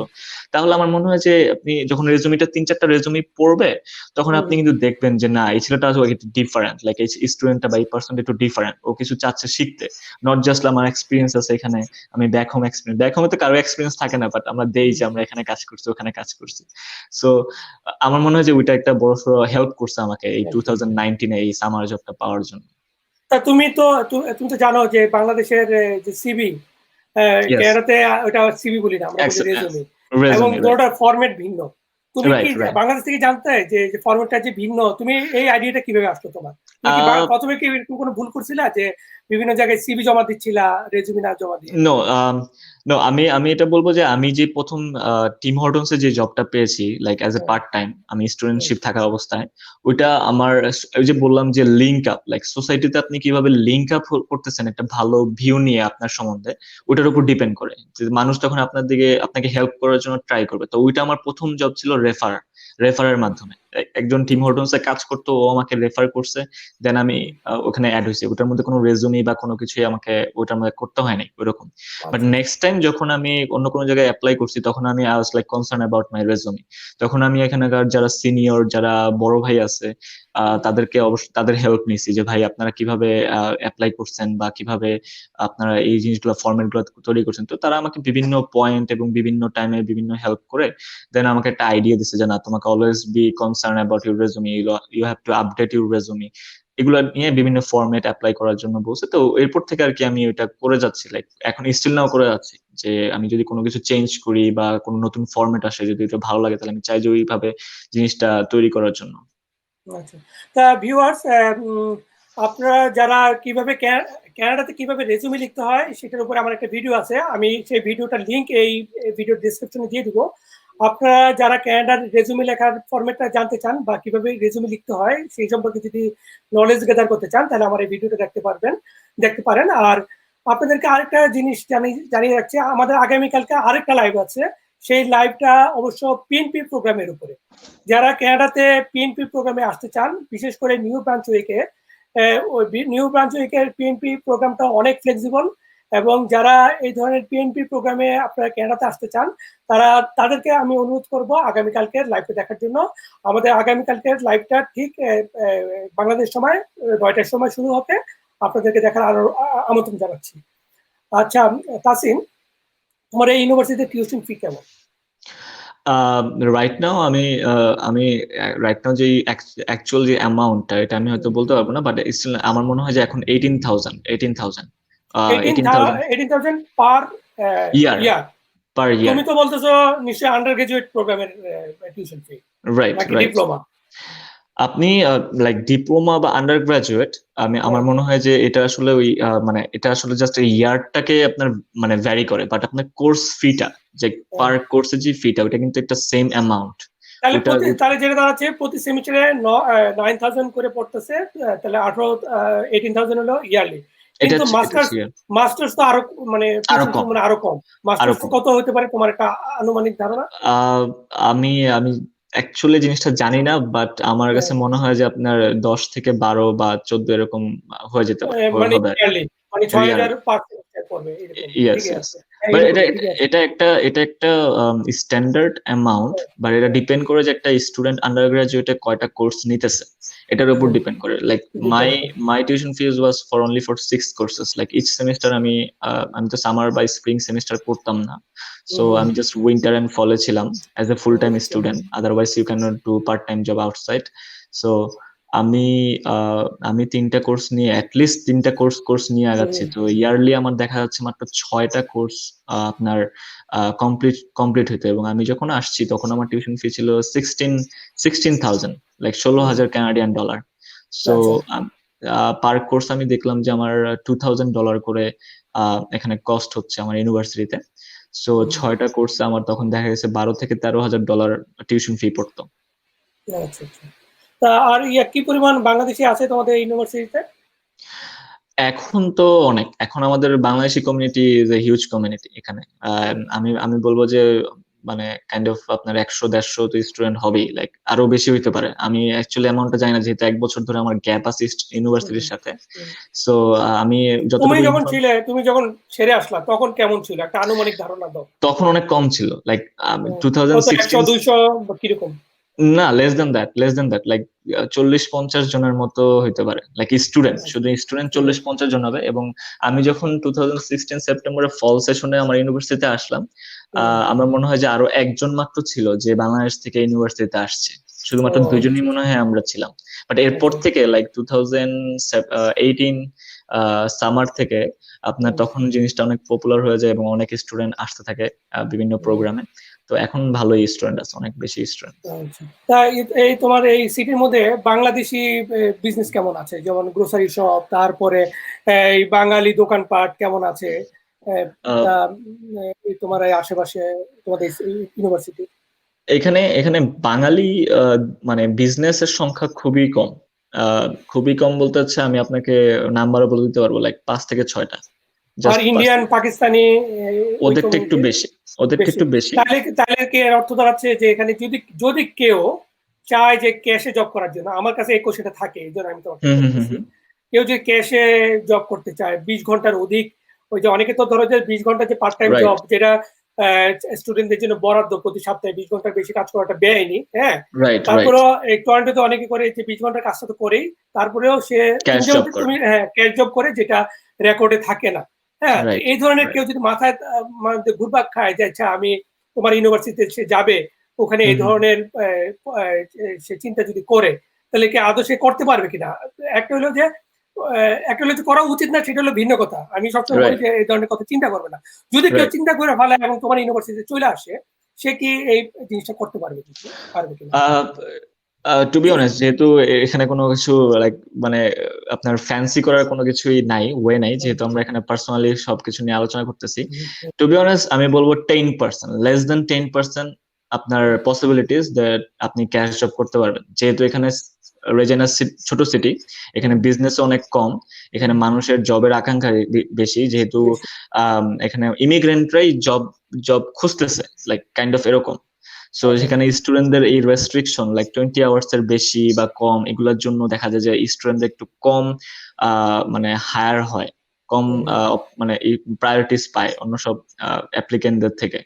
সো আমি বলবো যে ক্যাশ জবের অপরচুনিটি নাই বললেই চলে, বাট হাতে কোনো 1-2 জন পেয়ে যায় লাকিলি, যেটা আসলে বলবো যে আসলে মানে আনকমন কখনো এক্সাম্পল হইতে পারে না।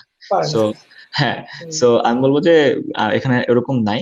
এবং আমি আপনার অন্য সব ভিডিও গুলো দেখেছি যেখানে আপনার অনেক অপরচুনিটি আছে, লাইক উবার ইটস এবং লাইক স্কিপ দ্য ডিশ এর অপরচুনিটি। স্কিপ দ্য ডিশ এখানেও আছে, কিন্তু উবার ইটস টা নাই, যেটা সাইকেল দিয়ে করতে হয়, এটা করা যায় না। আপনার গাড়ি থাকতে হবে, রেজিস্টার থাকতে হবে, গাড়ি ছাড়া এটা করা সম্ভব না। স্কিপ দ্য ডিশ আছে, স্কেপ দ্য ডিশে হচ্ছে আপনার ওই সেম সেম ওয়ে, লাইক আপনার রেজিস্টার করে দেন ওইটা করতে পারবেন, বাট ওইটা কিন্তু সেলফ আমার একটা ইনক্রিমেন্ট। আমার ভিউয়ারদের একটা খুব কোশ্চেন, হ্যাঁ, এবং আমিও নিজেও কনফিউশনে মাঝে মাঝে ভুগি। যেমন এখানে অনেকে বলতেছে যে উবার ইটসে যদি ডেলিভারি দাও এটার মধ্যে আওয়ারটা কাউন্ট হয় না, হ্যাঁ, ইচ্ছা মতো করা যায়।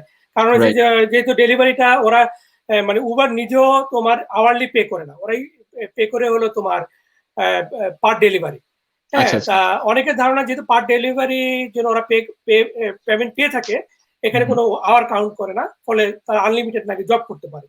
তা আমি এটা নিয়ে অনেকের একটুখানি কনফিউশন আছে বাংলাদেশে থেকে, যারা অনেকে জানতে চায় যে উবার ইট বা তোমার ওই যে স্কিপ দ্য ডিশ, হ্যাঁ, এগুলো যারা করে বা অন্য কোনো ডেলিভারি ফুড ডেলিভারি যারা করে, ওরা ওদের এটা আওয়ার কি কাউন্ট হয় কি না, তুমি কি জানো? এই ধরনের তোমার কোনো আইডিয়া আছে কি? আমি তো অ্যাকচুয়ালি আমি যেটা জানি না সেটা আসলে কনফার্মেশন হয়ে বলা উচিত না, বাট আমার কাছে মনে হয় যে উবার ইটসটা আমার মনে হয় যে কাউন্ট করে, আমার উবার ইটসটা আপনার আওয়ারটা কাউন্ট করে। আচ্ছা, আমি খুঁজতেছি যে যে ধরনের কাজ করে তাকে একদিন নিয়ে আসা। তোমার যদি জানাশোনা থাকে আমাকে জানাও আর কি। হ্যাঁ, অবশ্যই অবশ্যই অবশ্যই। আমি একটু ভালোভাবে, যেখানে আমাদের বাংলাদেশে অনেক ভিউয়ার্স এটা সম্পর্কে অনেক জানতে চায়। হ্যাঁ, রাইট রাইট, 100% হেল্প করতে পারতেছি না। তা আরেকটা হলো যে তুমি কি কি পার্ট, তুমি এই 4 বছরে লেখাপড়ার এই টাইমটাতে তুমি কি কি পার্ট টাইম জব করছো? মানে কোন একটা তো জানলাম তুমি টিম হর্টনে কাজ করছো। টিম হর্টন সম্পর্কে বাংলাদেশে অনেকে জানেন। টিম হর্টন কিন্তু বলতে গেলে যে চা স্টারবাকস এর মতো একটা ক্যানাডিয়ান খুব পপুলার, হ্যাঁ, পপুলার ব্র্যান্ড, পপুলার ব্র্যান্ড। অনেকটা স্টারবাকস, যারা স্টারবাকস সম্পর্কে আইডিয়া আছে তারা হয়তো বুঝতে পারবেন এটা কি ধরনের। হ্যাঁ, আর কি করছো? আমি আপনার যখন স্টুডেন্টশিপ ছিলাম, লাইক সামারে তো আমি বললাম যে আমার মেইন ইন্টেনশন ওয়াজ লাইক কিভাবে আমি আমার টিউশন ফিটা ম্যানেজ করবো as much as I can. এবং আমি এটাও আগে মেনশন করে ফেলতে চাই যে আমি 100% টিউশন ফি বা মানে কভার করতে পারি নাই। I could do only 80%। 20% help আমি আমার প্যারেন্টস থেকে নিতে হয়েছে ইয়ারলি, লাইক ইয়ারলি 20% হেল্প আমার প্যারেন্টস থেকে আমি নিছি, এটা আসলে অনেস্টলি বলা উচিত। 80% আমি মনে করি যে আমি আল্লাহর রহমতে ম্যানেজ করতে পারছি, লাইক এক্সক্লুডিং মাই লাইফস্টাইল কস্ট, লাইক আমার বাসা ভাড়া বা খাওয়া দাওয়া এগুলো বাদে। তো আমি যে জবগুলা করছি এটা আসলে রাইট অন ওয়েতে আমি পাই নাই, লাইক প্রথম ইয়ারই পাই নাই, এটা গ্র্যাজুয়ালি ইয়ারলি, লাইক 3 বছরের হয়তো 3 বছর থাকার মাধ্যমেই আর কি হয়েছে, লাইক প্রতি ইয়ারলি বিভিন্ন নতুন কোনো কিছু। ফার্স্ট জব ওয়াজ আপনার টিম হর্টনস, যেটা আমি সামারে সবসময় টিম হর্টনসে ফুল টাইম করতাম ইন মাই ফার্স্ট ইয়ার 2017। এবং 2017-এ আমি আরেকটা জব করছি, সেটা হচ্ছে পার্ট টাইম। সেটা হচ্ছে আপনার একটা এখানে ভালো একটা বড়সড় কোম্পানি আছে, ইব্রাস প্লেস। এটা হচ্ছে একটা আপনার ইভেন্ট ম্যানেজমেন্ট টাইপের একটা বড়সড় একটা প্লেস। সেখানে আমি as an banquet porter, like বাংলাদেশে আপনি যদি বলেন তাহলে ডেকোরেশন রিলেটেড কাজগুলা বা ইভেন্ট ম্যানেজমেন্ট রিলেটেড যে কাজগুলো, ওগুলোর মধ্যে আমি একজন টিম মেম্বার ছিলাম। আমি একটা হোটেলে কাজ করছি অ্যাজ এ ফ্রন্ট ডেস্ক। ওখানে পার্ট টাইম করতাম মাত্র 1 দিন বা 2 দিন, বা ডিপেন্ড করে যদি কেউ সিক কল দেয় বা যদি কেউ ভ্যাকেশনে যায়, ওটার উপর ডিপেন্ড করে। দেন আমি অ্যাজ এ সিকিউরিটি গার্ড হিসেবে সিকিউরিটি কোর্সটা কমপ্লিট করছিলাম, যেটা খুবই হেল্পফুল স্টুডেন্টদের জন্য, যেটা আমি অনেক লেটে কমপ্লিট করছি। এটা আরো আগে করলে হয়তো ভালো হতো, বাট স্টুডেন্টদের জন্য পারফেক্ট একটা জব হচ্ছে সিকিউরিটি জব। লাইক আপনি কমপ্লিট করার পরে যতদিনই হোক না কেন, বাট আপনি জব পাবেন, এটা 100% surety as a part time. এবং এটা খুবই ভালো, প্রেশার নিতে হয় না, আপনার ওরকম কোনো ফিজিক্যাল লেভেল লাগে না, যেহেতু এখানে ওরকম কোনো ক্রাইমও হয় না। আর আমি আরো কিছু জব করছি হচ্ছে আপনার আরেকটা হোটেলও জব করছি, আমি লাইক 2টা হোটেলে জব করছি ফ্রন্ট ডেস্ক হিসেবে। এই তো লাইক 3-4। কোনটাতে সবচেয়ে বেশি স্যালারি পাইতা, মানে পার আওয়ার কোনটাতে পাইতা বেশি সবচেয়ে? যদি আপনি গভর্নমেন্ট বাদ দেন তাহলে তো গভর্নমেন্ট বাদ দিয়ে তাহলে হচ্ছে আপনার হোটেলটার স্যালারিটা বেশি ছিল, একটু বেশি ছিল কম্পেয়ার টু অন্যগুলা। ইয়াতে তো তোমাদের প্রভিন্সে মিনিমাম স্যালারি কত? $10.95, খুবই কম, এটা একটা এক্সট্রিম এক্সাম্পল। $10.95। আর তুমি যেটাতে পাইতা হোটেলে, যেটা সেটা কত পাইতা? ওটা ছিল আপনার লাইক 1189 or 1189 বা 90 এরকম ছিল। এই Saskatchewan is the best example. Like আপনি উবার ইটস বা স্কিপ দ্য ডিশের এত অপরচুনিটি বাদেও কিভাবে আপনি লাইক আমার মনে হয় যে আপনি টিউশন ফি কিভাবে ম্যানেজ করতেছেন বিভিন্ন জব করে, বা স্টিল না আপনার টাইম ম্যানেজ করে কিভাবে জব করতেছেন, এটা আমার মনে হয় যে একটা বেস্ট একটা এক্সাম্পল। কজ আপনার অন্য সব প্রভিন্সে লাইক আমার মনে হয় সাসকাচুয়ানই একটা লোয়েস্ট মিনিমাম ওয়েজে স্টিল নাও রান করতেছে, যদিও গভর্নমেন্ট ট্রাই করতেছে এটা মানে ইনক্রিজ করার জন্য, বাট স্টিল নাও 2-3 বছর ধরে ওরা 1095 দিয়ে আছে আর কি, মানে এটার মধ্যেই ওরা স্টেবল আছে আমার আমার যতটুকু মনে হয়। আচ্ছা, তো এটা তো গেল।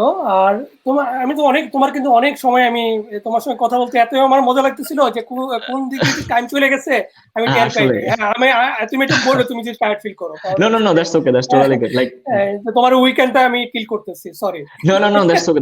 আমি আমি আমি আমি অনেক গ্ল্যাড যে আসলে এরকম একটা অপরচুনিটি পাইছি, কজ হচ্ছে আপনি আপনি আপনার এই ইনিশিয়েটিভের মাধ্যমে, লাইক আমি যতটুকুই বলতে পারতেছি রিয়েল লাইফ এক্সপিরিয়েন্স থেকে, বা আপনি যতটুকুই ট্রাই করতেছেন, আমার মনে হয় যে একজনের যদি হেল্পফুল হয়, যে ওর একটা আইডিয়া বা কোনো একটা ডিসিশন নিতে যদি হেল্পফুল হয়, এটা আমাদের জন্য দুজনের জন্য অনেক একটা মানে অ্যাপ্রিসিয়েটফুল একটা কাজ হবে। সেটাই সেটাই, আমিও সেটা মনে করি। অ্যাটলিস্ট রিওর তো পাবো আল্লাহর কাছ থেকে। অবশ্যই অবশ্যই, সেটাই। ফ্রম হ্যাঁ অলমাইটি, রাইট। হ্যাঁ, সেটাই। তা তুমি কি কোনো এজেন্সি থ্রুতে আসছিলে, নাকি তুমি নিজের ফাইল নিজে পছন্দ করছো? আমি আমি এজেন্সির থ্রুতেই আসছিলাম। আমি যেহেতু ক্যামব্রিয়ানে পড়াশোনা করছি, হুম সো হুম আমি বিএসবির মাধ্যমেই আসছিলাম। এবং হুম। বিএসবি আমি আমি এটা বলতে চাই যে আপনি যদি এজেন্সিতে তখনই যাওয়া ভালো যখন আমার মনে হয় যে আপনি অনেক বিজি পারসন, লাইক আপনি বিজনেস বা জব সেক্টরে আছেন, এবং আপনি আসলে মানে এই পেপার ওয়ার্ক বা এই জিনিসগুলো নিয়ে আসলে টাইম স্পেন্ড করতে চাচ্ছেন না, তখনই এজেন্সিতে যাওয়া ভালো। Otherwise agency is like doesn't need আপনার এই অ্যাপ্লাইয়ের জন্য, অ্যাটলিস্ট আপনার এই স্টুডেন্টের অ্যাপ্লাইয়ের জন্য। সেটাই। তুমি যখন আসছো তখন তো এত ইউটিউব চ্যানেল ছিল না, এত ফেসবুক গ্রুপ ছিল না, রাইট এত রাইট হেল্পিং মাধ্যম ছিল না। এখন কিন্তু তথ্য প্রচুর উন্মুক্ত হয়ে গেছে, মানুষের কাছে রাইট ইনফরমেশন গুলো খুব হাতের রাইট। মধ্যে। তুমি আমি তো আমি হিসাবে আসছো, মানুষ তুমি হয়তো এগুলো জানতেই না, এত হেল্প করার কেউ রাইট ছিল না, রাইট। তাই না? আমি বলবো যে যদিও হয়তো ছিল হয়তো, বাট আমি হ্যাঁ হয়তো আমার ল্যাকিংস এর জন্য হয়তো আমি ওগুলা মানে ওগুলোতে রিচ করতে পারিনি। এবং দেখা গেছে যে যেটা আমি বলছি যে আমি আসলে 2-3টা কান্ট্রি, লাইক 4টা কান্ট্রি নিয়ে আসলে আমি রিসার্চ করতেছিলাম। দেখা গেছে যে 3টা কান্ট্রি নিয়ে আমি আহ, আমার ফার্স্ট চয়েস ছিল, আমি অলরেডি মেনশন করছি যে ইউএসএ, যেহেতু আমার ইউএসএ তো অনেক রিলেটিভ ছিল। I was no relative in Canada when I came here. তা আমার আমার মতে তুমি এটা খুব ভালো ডিসিশন নিছো, কারণ হচ্ছে যে আমি যতটুকু জানি আমারও রিলেটিভ অনেক ইউএসএ আছে। আমার ছোট ভাই ওখানে রাইট। আইটিতে আছে, সে অলরেডি সিটিজেন হয়ে গেছে। কিন্তু আমি যতটুকু জানি যে কানাডাতে একজন স্টুডেন্ট লেখাপড়ার শেষে যত ইজিলি পিআর পায়, ইউএসএ তে এরকমও গেছে এত যে এত 10-12 পায় না। এরকম 15 বছর পরও সে পায় না, এইচ রাইট ওয়ান দিয়ে তাকে কন্টিনিউ করতে হয় অনেক। Right right right. সেটাই। সো এটা এটা বিরাট ভালো ডিসিশন। এবং আমি আসলে আমার বিএসবির মাধ্যমে এই জন্য আসা, কজ বিএসবি তে আমার একটু ক্লোজ একজন মানে পার্সন ছিল, লাইক রিলেটিভ বলতে পারেন। সো ওই ক্লোজ পার্সনটা থাকার জন্য, এবং আমি কিছু সুবিধা পাইছি। লাইক আপনি যদি টাকার কথাটা চিন্তা করেন, এখানে ফ্র্যাঙ্কলি বলতেছি আমি যে বিএসবি তে এখন হয়তো রুল অনেক কিছু চেঞ্জ হয়ে গেছে, লাইক রিসেন্টলি আমি যেসব ইনফরমেশন পাচ্ছি, বাট বিভিন্ন এজেন্সি তো চেঞ্জ হয়েছে। সো কিন্তু আমি যদিও জানি না, আমি কয়েকটা ভিডিও দেখলাম বিএসবি নিয়ে, অনেক নেগেটিভ অনেক ভিডিও রাইট দেখলাম। রাইট হ্যাঁ রাইট রাইট। সো আমি বলবো যে মানে একটা স্টুডেন্ট চাইলেই নিজে নিজে আসতে পারে, আনলেস যদি সে কোনো কিছু হ্যান্ডেল করতে না চায়, এটা আমি বলবো। এবং আমি যখন আসছিলাম আমি বিএসবির মাধ্যমে এই জন্য আসছিলাম, কজ আমার পরিচিত মানুষ ছিল এবং আমি কিছু টাকা পয়সার দিক দিয়েও কিছু এক্সেম্ট হয়েছিলাম। তাই আমি বলছি ওয়াই নট, লাইক ওরা যদি এরকম রেসপন্সিবিলিটি নিতে চায়, আমি কানাডাটা ওদের উপর ছেড়ে দিলাম, আমি 3টা দেশ নিয়ে আমি কাজ করলাম। সো আমার প্ল্যান ছিল আর কি এরকম। So ultimately Canada works. আমি অলরেডি অস্ট্রেলিয়া আমি ট্রাই করছিলাম, ওটাও হয়েছিল আমার, কিন্তু ওটা আমি যাইনি, কজ হচ্ছে ওখানে টিউশন ফি এবং কস্ট অনেক বেশি লাগে। বেশ। এটা এর জন্য আমি যাইনি। আচ্ছা ভিউয়ার্স, আপনাদেরকে আবার অনুরোধ জানাচ্ছি, আপনারা যদি তাসিনকে কোনো কোশ্চেন করতে চান, তাহলে আমাদের এই ভিডিওর পাশে যে চ্যাট সেকশন আছে সেখানে আপনারা কোশ্চেনটা লিখতে পারেন। কোশ্চেনটা একবার লিখবেন, বারবার রিপিট করবেন না, তাহলে হয়তো আমি এটা রিসিভ করবো না। আর আরেকটা হলো যে আমাদের আগামীকালকে ঠিক বাংলাদেশ সময় 9টার সময় আরেকটা লাইভ আছে, যেটা ক্যানাডার পিএনপি প্রোগ্রাম নিয়ে আছে। তাও পিএনপি প্রোগ্রামের মধ্যে যারা নিউ ব্রান্সউইকে পিএনপি প্রোগ্রাম নিয়ে যেতে চান তাদের জন্য সেই লাইভটা। এবং আপনারা জানেন যে ক্যানাডাতে কিছু কিছু প্রভিন্সের পিএনপি প্রোগ্রাম খুবই ফ্লেক্সিবল, ইজিলি আপনি কোয়ালিফাই হয়তো করে ফেলতে পারবেন। আশা করি আপনারা আগামীকালকের ভিডিওটা যদি দেখেন আপনাদের জন্য সেটা হেল্পফুল হবে। তাছাড়া আগামীকালকে লাইভের যে লিঙ্কটা আমি এই ভিডিও ডিসক্রিপশনে দিয়ে দিতে চেষ্টা করব। আর তুমি কি আমাকে একটু বলবা যে তোমাদের এই ইউনিভার্সিটিতে এন্ট্রি কোয়ালিফিকেশন কি, মানে কি পরিমাণ আইএলটিএস স্কোর লাগে আর কি পরিমাণ রেজাল্ট লাগে এসএসসি এইচএসসি তে তোমাদের এই আন্ডারগ্রেড প্রোগ্রামে? এটা হচ্ছে আপনার এখন আমি যতটুকু জানি যে আন্ডার গ্রাজুয়েট হচ্ছে আপনার ওভারঅল 6.5 লাগে, no less than like each ব্যান্ডে আপনার 5.5 এর নিচে থাকা যাবে না, আচ্ছা ঠিক আছে। আর মাস্টার্স হচ্ছে আপনার 7.5 লাগে, আমি এটা শিওর না, বাট আমি যতটুকু লাগে 7 লাগে ওভারঅল, বাট কোনোটার মধ্যে হচ্ছে 6.5 এর নিচে থাকা যাবে না। এবং এইচএসসি এবং under graduate qualification, under graduate যেটা যদি বাংলাদেশ থেকে মাস্টার্সে অ্যাপ্লাই করতে চায় তাহলে তো এটা ওদের লাইক ওদের আপনার পার্সেন্টেজে হচ্ছে ই করে জিনিসটা আপনার এটা কি বলে আপনার লাইক কম্পেয়ার করে। বাট আমাদের বাংলাদেশে যেহেতু জিপিএ 5 এর একটা ইস্যু আছে, 5 এবং 4, সো ওটা ওরা ওদের ওখানে কনভার্ট করে, লাইক জিপিএ 5টাকে ওরা ওখানে কনভার্ট করে। বাট ওরা দেখে যে আপনি কোন প্রোগ্রামের জন্য অ্যাপ্লাই করতেছেন। যদি আপনি বিজনেসের জন্য অ্যাপ্লাই করেন তাহলে আপনার যে বিজনেস রিলেটেড যে মেজর প্রোগ্রামগুলো এইচএসসি তে ছিল ওগুলোর মধ্যে আপনার মার্কস গুলা কিরকম। তো আমি এখন পর্যন্ত এরকম রিজেকশন বা অফার লেটার পাই না, এরকম কাউকে আমি দেখি নাই, কজ দেখা যায় সবাই আলটিমেটলি একটু মোটামুটি ভালোই করে। এবং ওরকম কোনো বিগ কোয়ালিফিকেশন নাই, বাট এই আইএলটিএস টা আসলে মেইন ইস্যু। আচ্ছা, তাহলে রেজাল্টটা তেমন একটা মেইন ইস্যু না। মেইন ইস্যু না। কেউ যদি বাংলাদেশে 60% মার্কস থাকে এসএসসি এইচএসসি তে, রাইট, তাহলে সে আশা করতে পারে যে হ্যাঁ, অফার লেটার পাওয়ার, যদি তার আইএলটিএস স্কোরটা ঠিক থাকে। রাইট, আচ্ছা, রাইট। ঠিক আছে। এটা একটা অনেকের একটা কোশ্চেন থাকে যে কি ধরনের হ্যাঁ, হ্যাঁ। কোয়ালিফিকেশন লাগে। আর হচ্ছে আপনার ওই ইউনিভার্সিটির ওয়েবসাইট গুলোর মধ্যে খুবই সুন্দর মতো একদম সবকিছু সাজানো মানে করে দেখানো আছে, লাইক অর্গানাইজ করে দেখানো আছে যে একটা স্টুডেন্টের জন্য কিভাবে এই জিনিসগুলো ইনফরমেশন গুলো ইজি হয়। তো এইগুলা খুবই ভালো একটা আইডিয়া দেয় যে আমার কিভাবে আমি। তুমি যখন আসছিলা তখন কি বাংলাদেশ থেকে তোমাকে কোনো টিউশন ফি পে করতে হয়েছে এক বছর বা এক সেমিস্টার এই ধরনের কোনো? হ্যাঁ, আমি এক সেমিস্টার টিউশন ফি পে করে আসছি। বাংলাদেশ থেকে পে করছো? ইয়েস, আমি কিভাবে পে করছো? ব্যাংকের থ্রুতে না ক্রেডিট কার্ড দিয়ে? ব্যাংকের থ্রুতে পে করছি এবং ওই পেমেন্ট জিনিসটা আর কি আপনার আমার ফাইলের সাথে আর কি অ্যাটাচ ছিল, যখন আমি ফাইল সেন্ড করছিলাম ওইটার সাথে অ্যাটাচ ছিল। সো আচ্ছা, এটা তো গেল। আর তুমি যেহেতু আসছিলা তোমার আন্ডারগ্রেড প্রোগ্রামে, পরে ডিপ্লোমাতে কনভার্ট করলা, তারপর আবার এখানে যেটা করলা যে এক সেমিস্টার করার পর, হ্যাঁ, এক সেমিস্টার করার পরে, তাই না? মানে এক সেমিস্টার তো তুমি কম্পিউটার সায়েন্সে পড়লা, তারপর চলে গেলা বিজনেসে। এই জন্য কি তোমাকে কোনো পেনাল্টি দিতে হয়েছে বা কিছু, তোমার পয়সার কোনো এখানে কোনো ব্যাপার ছিল?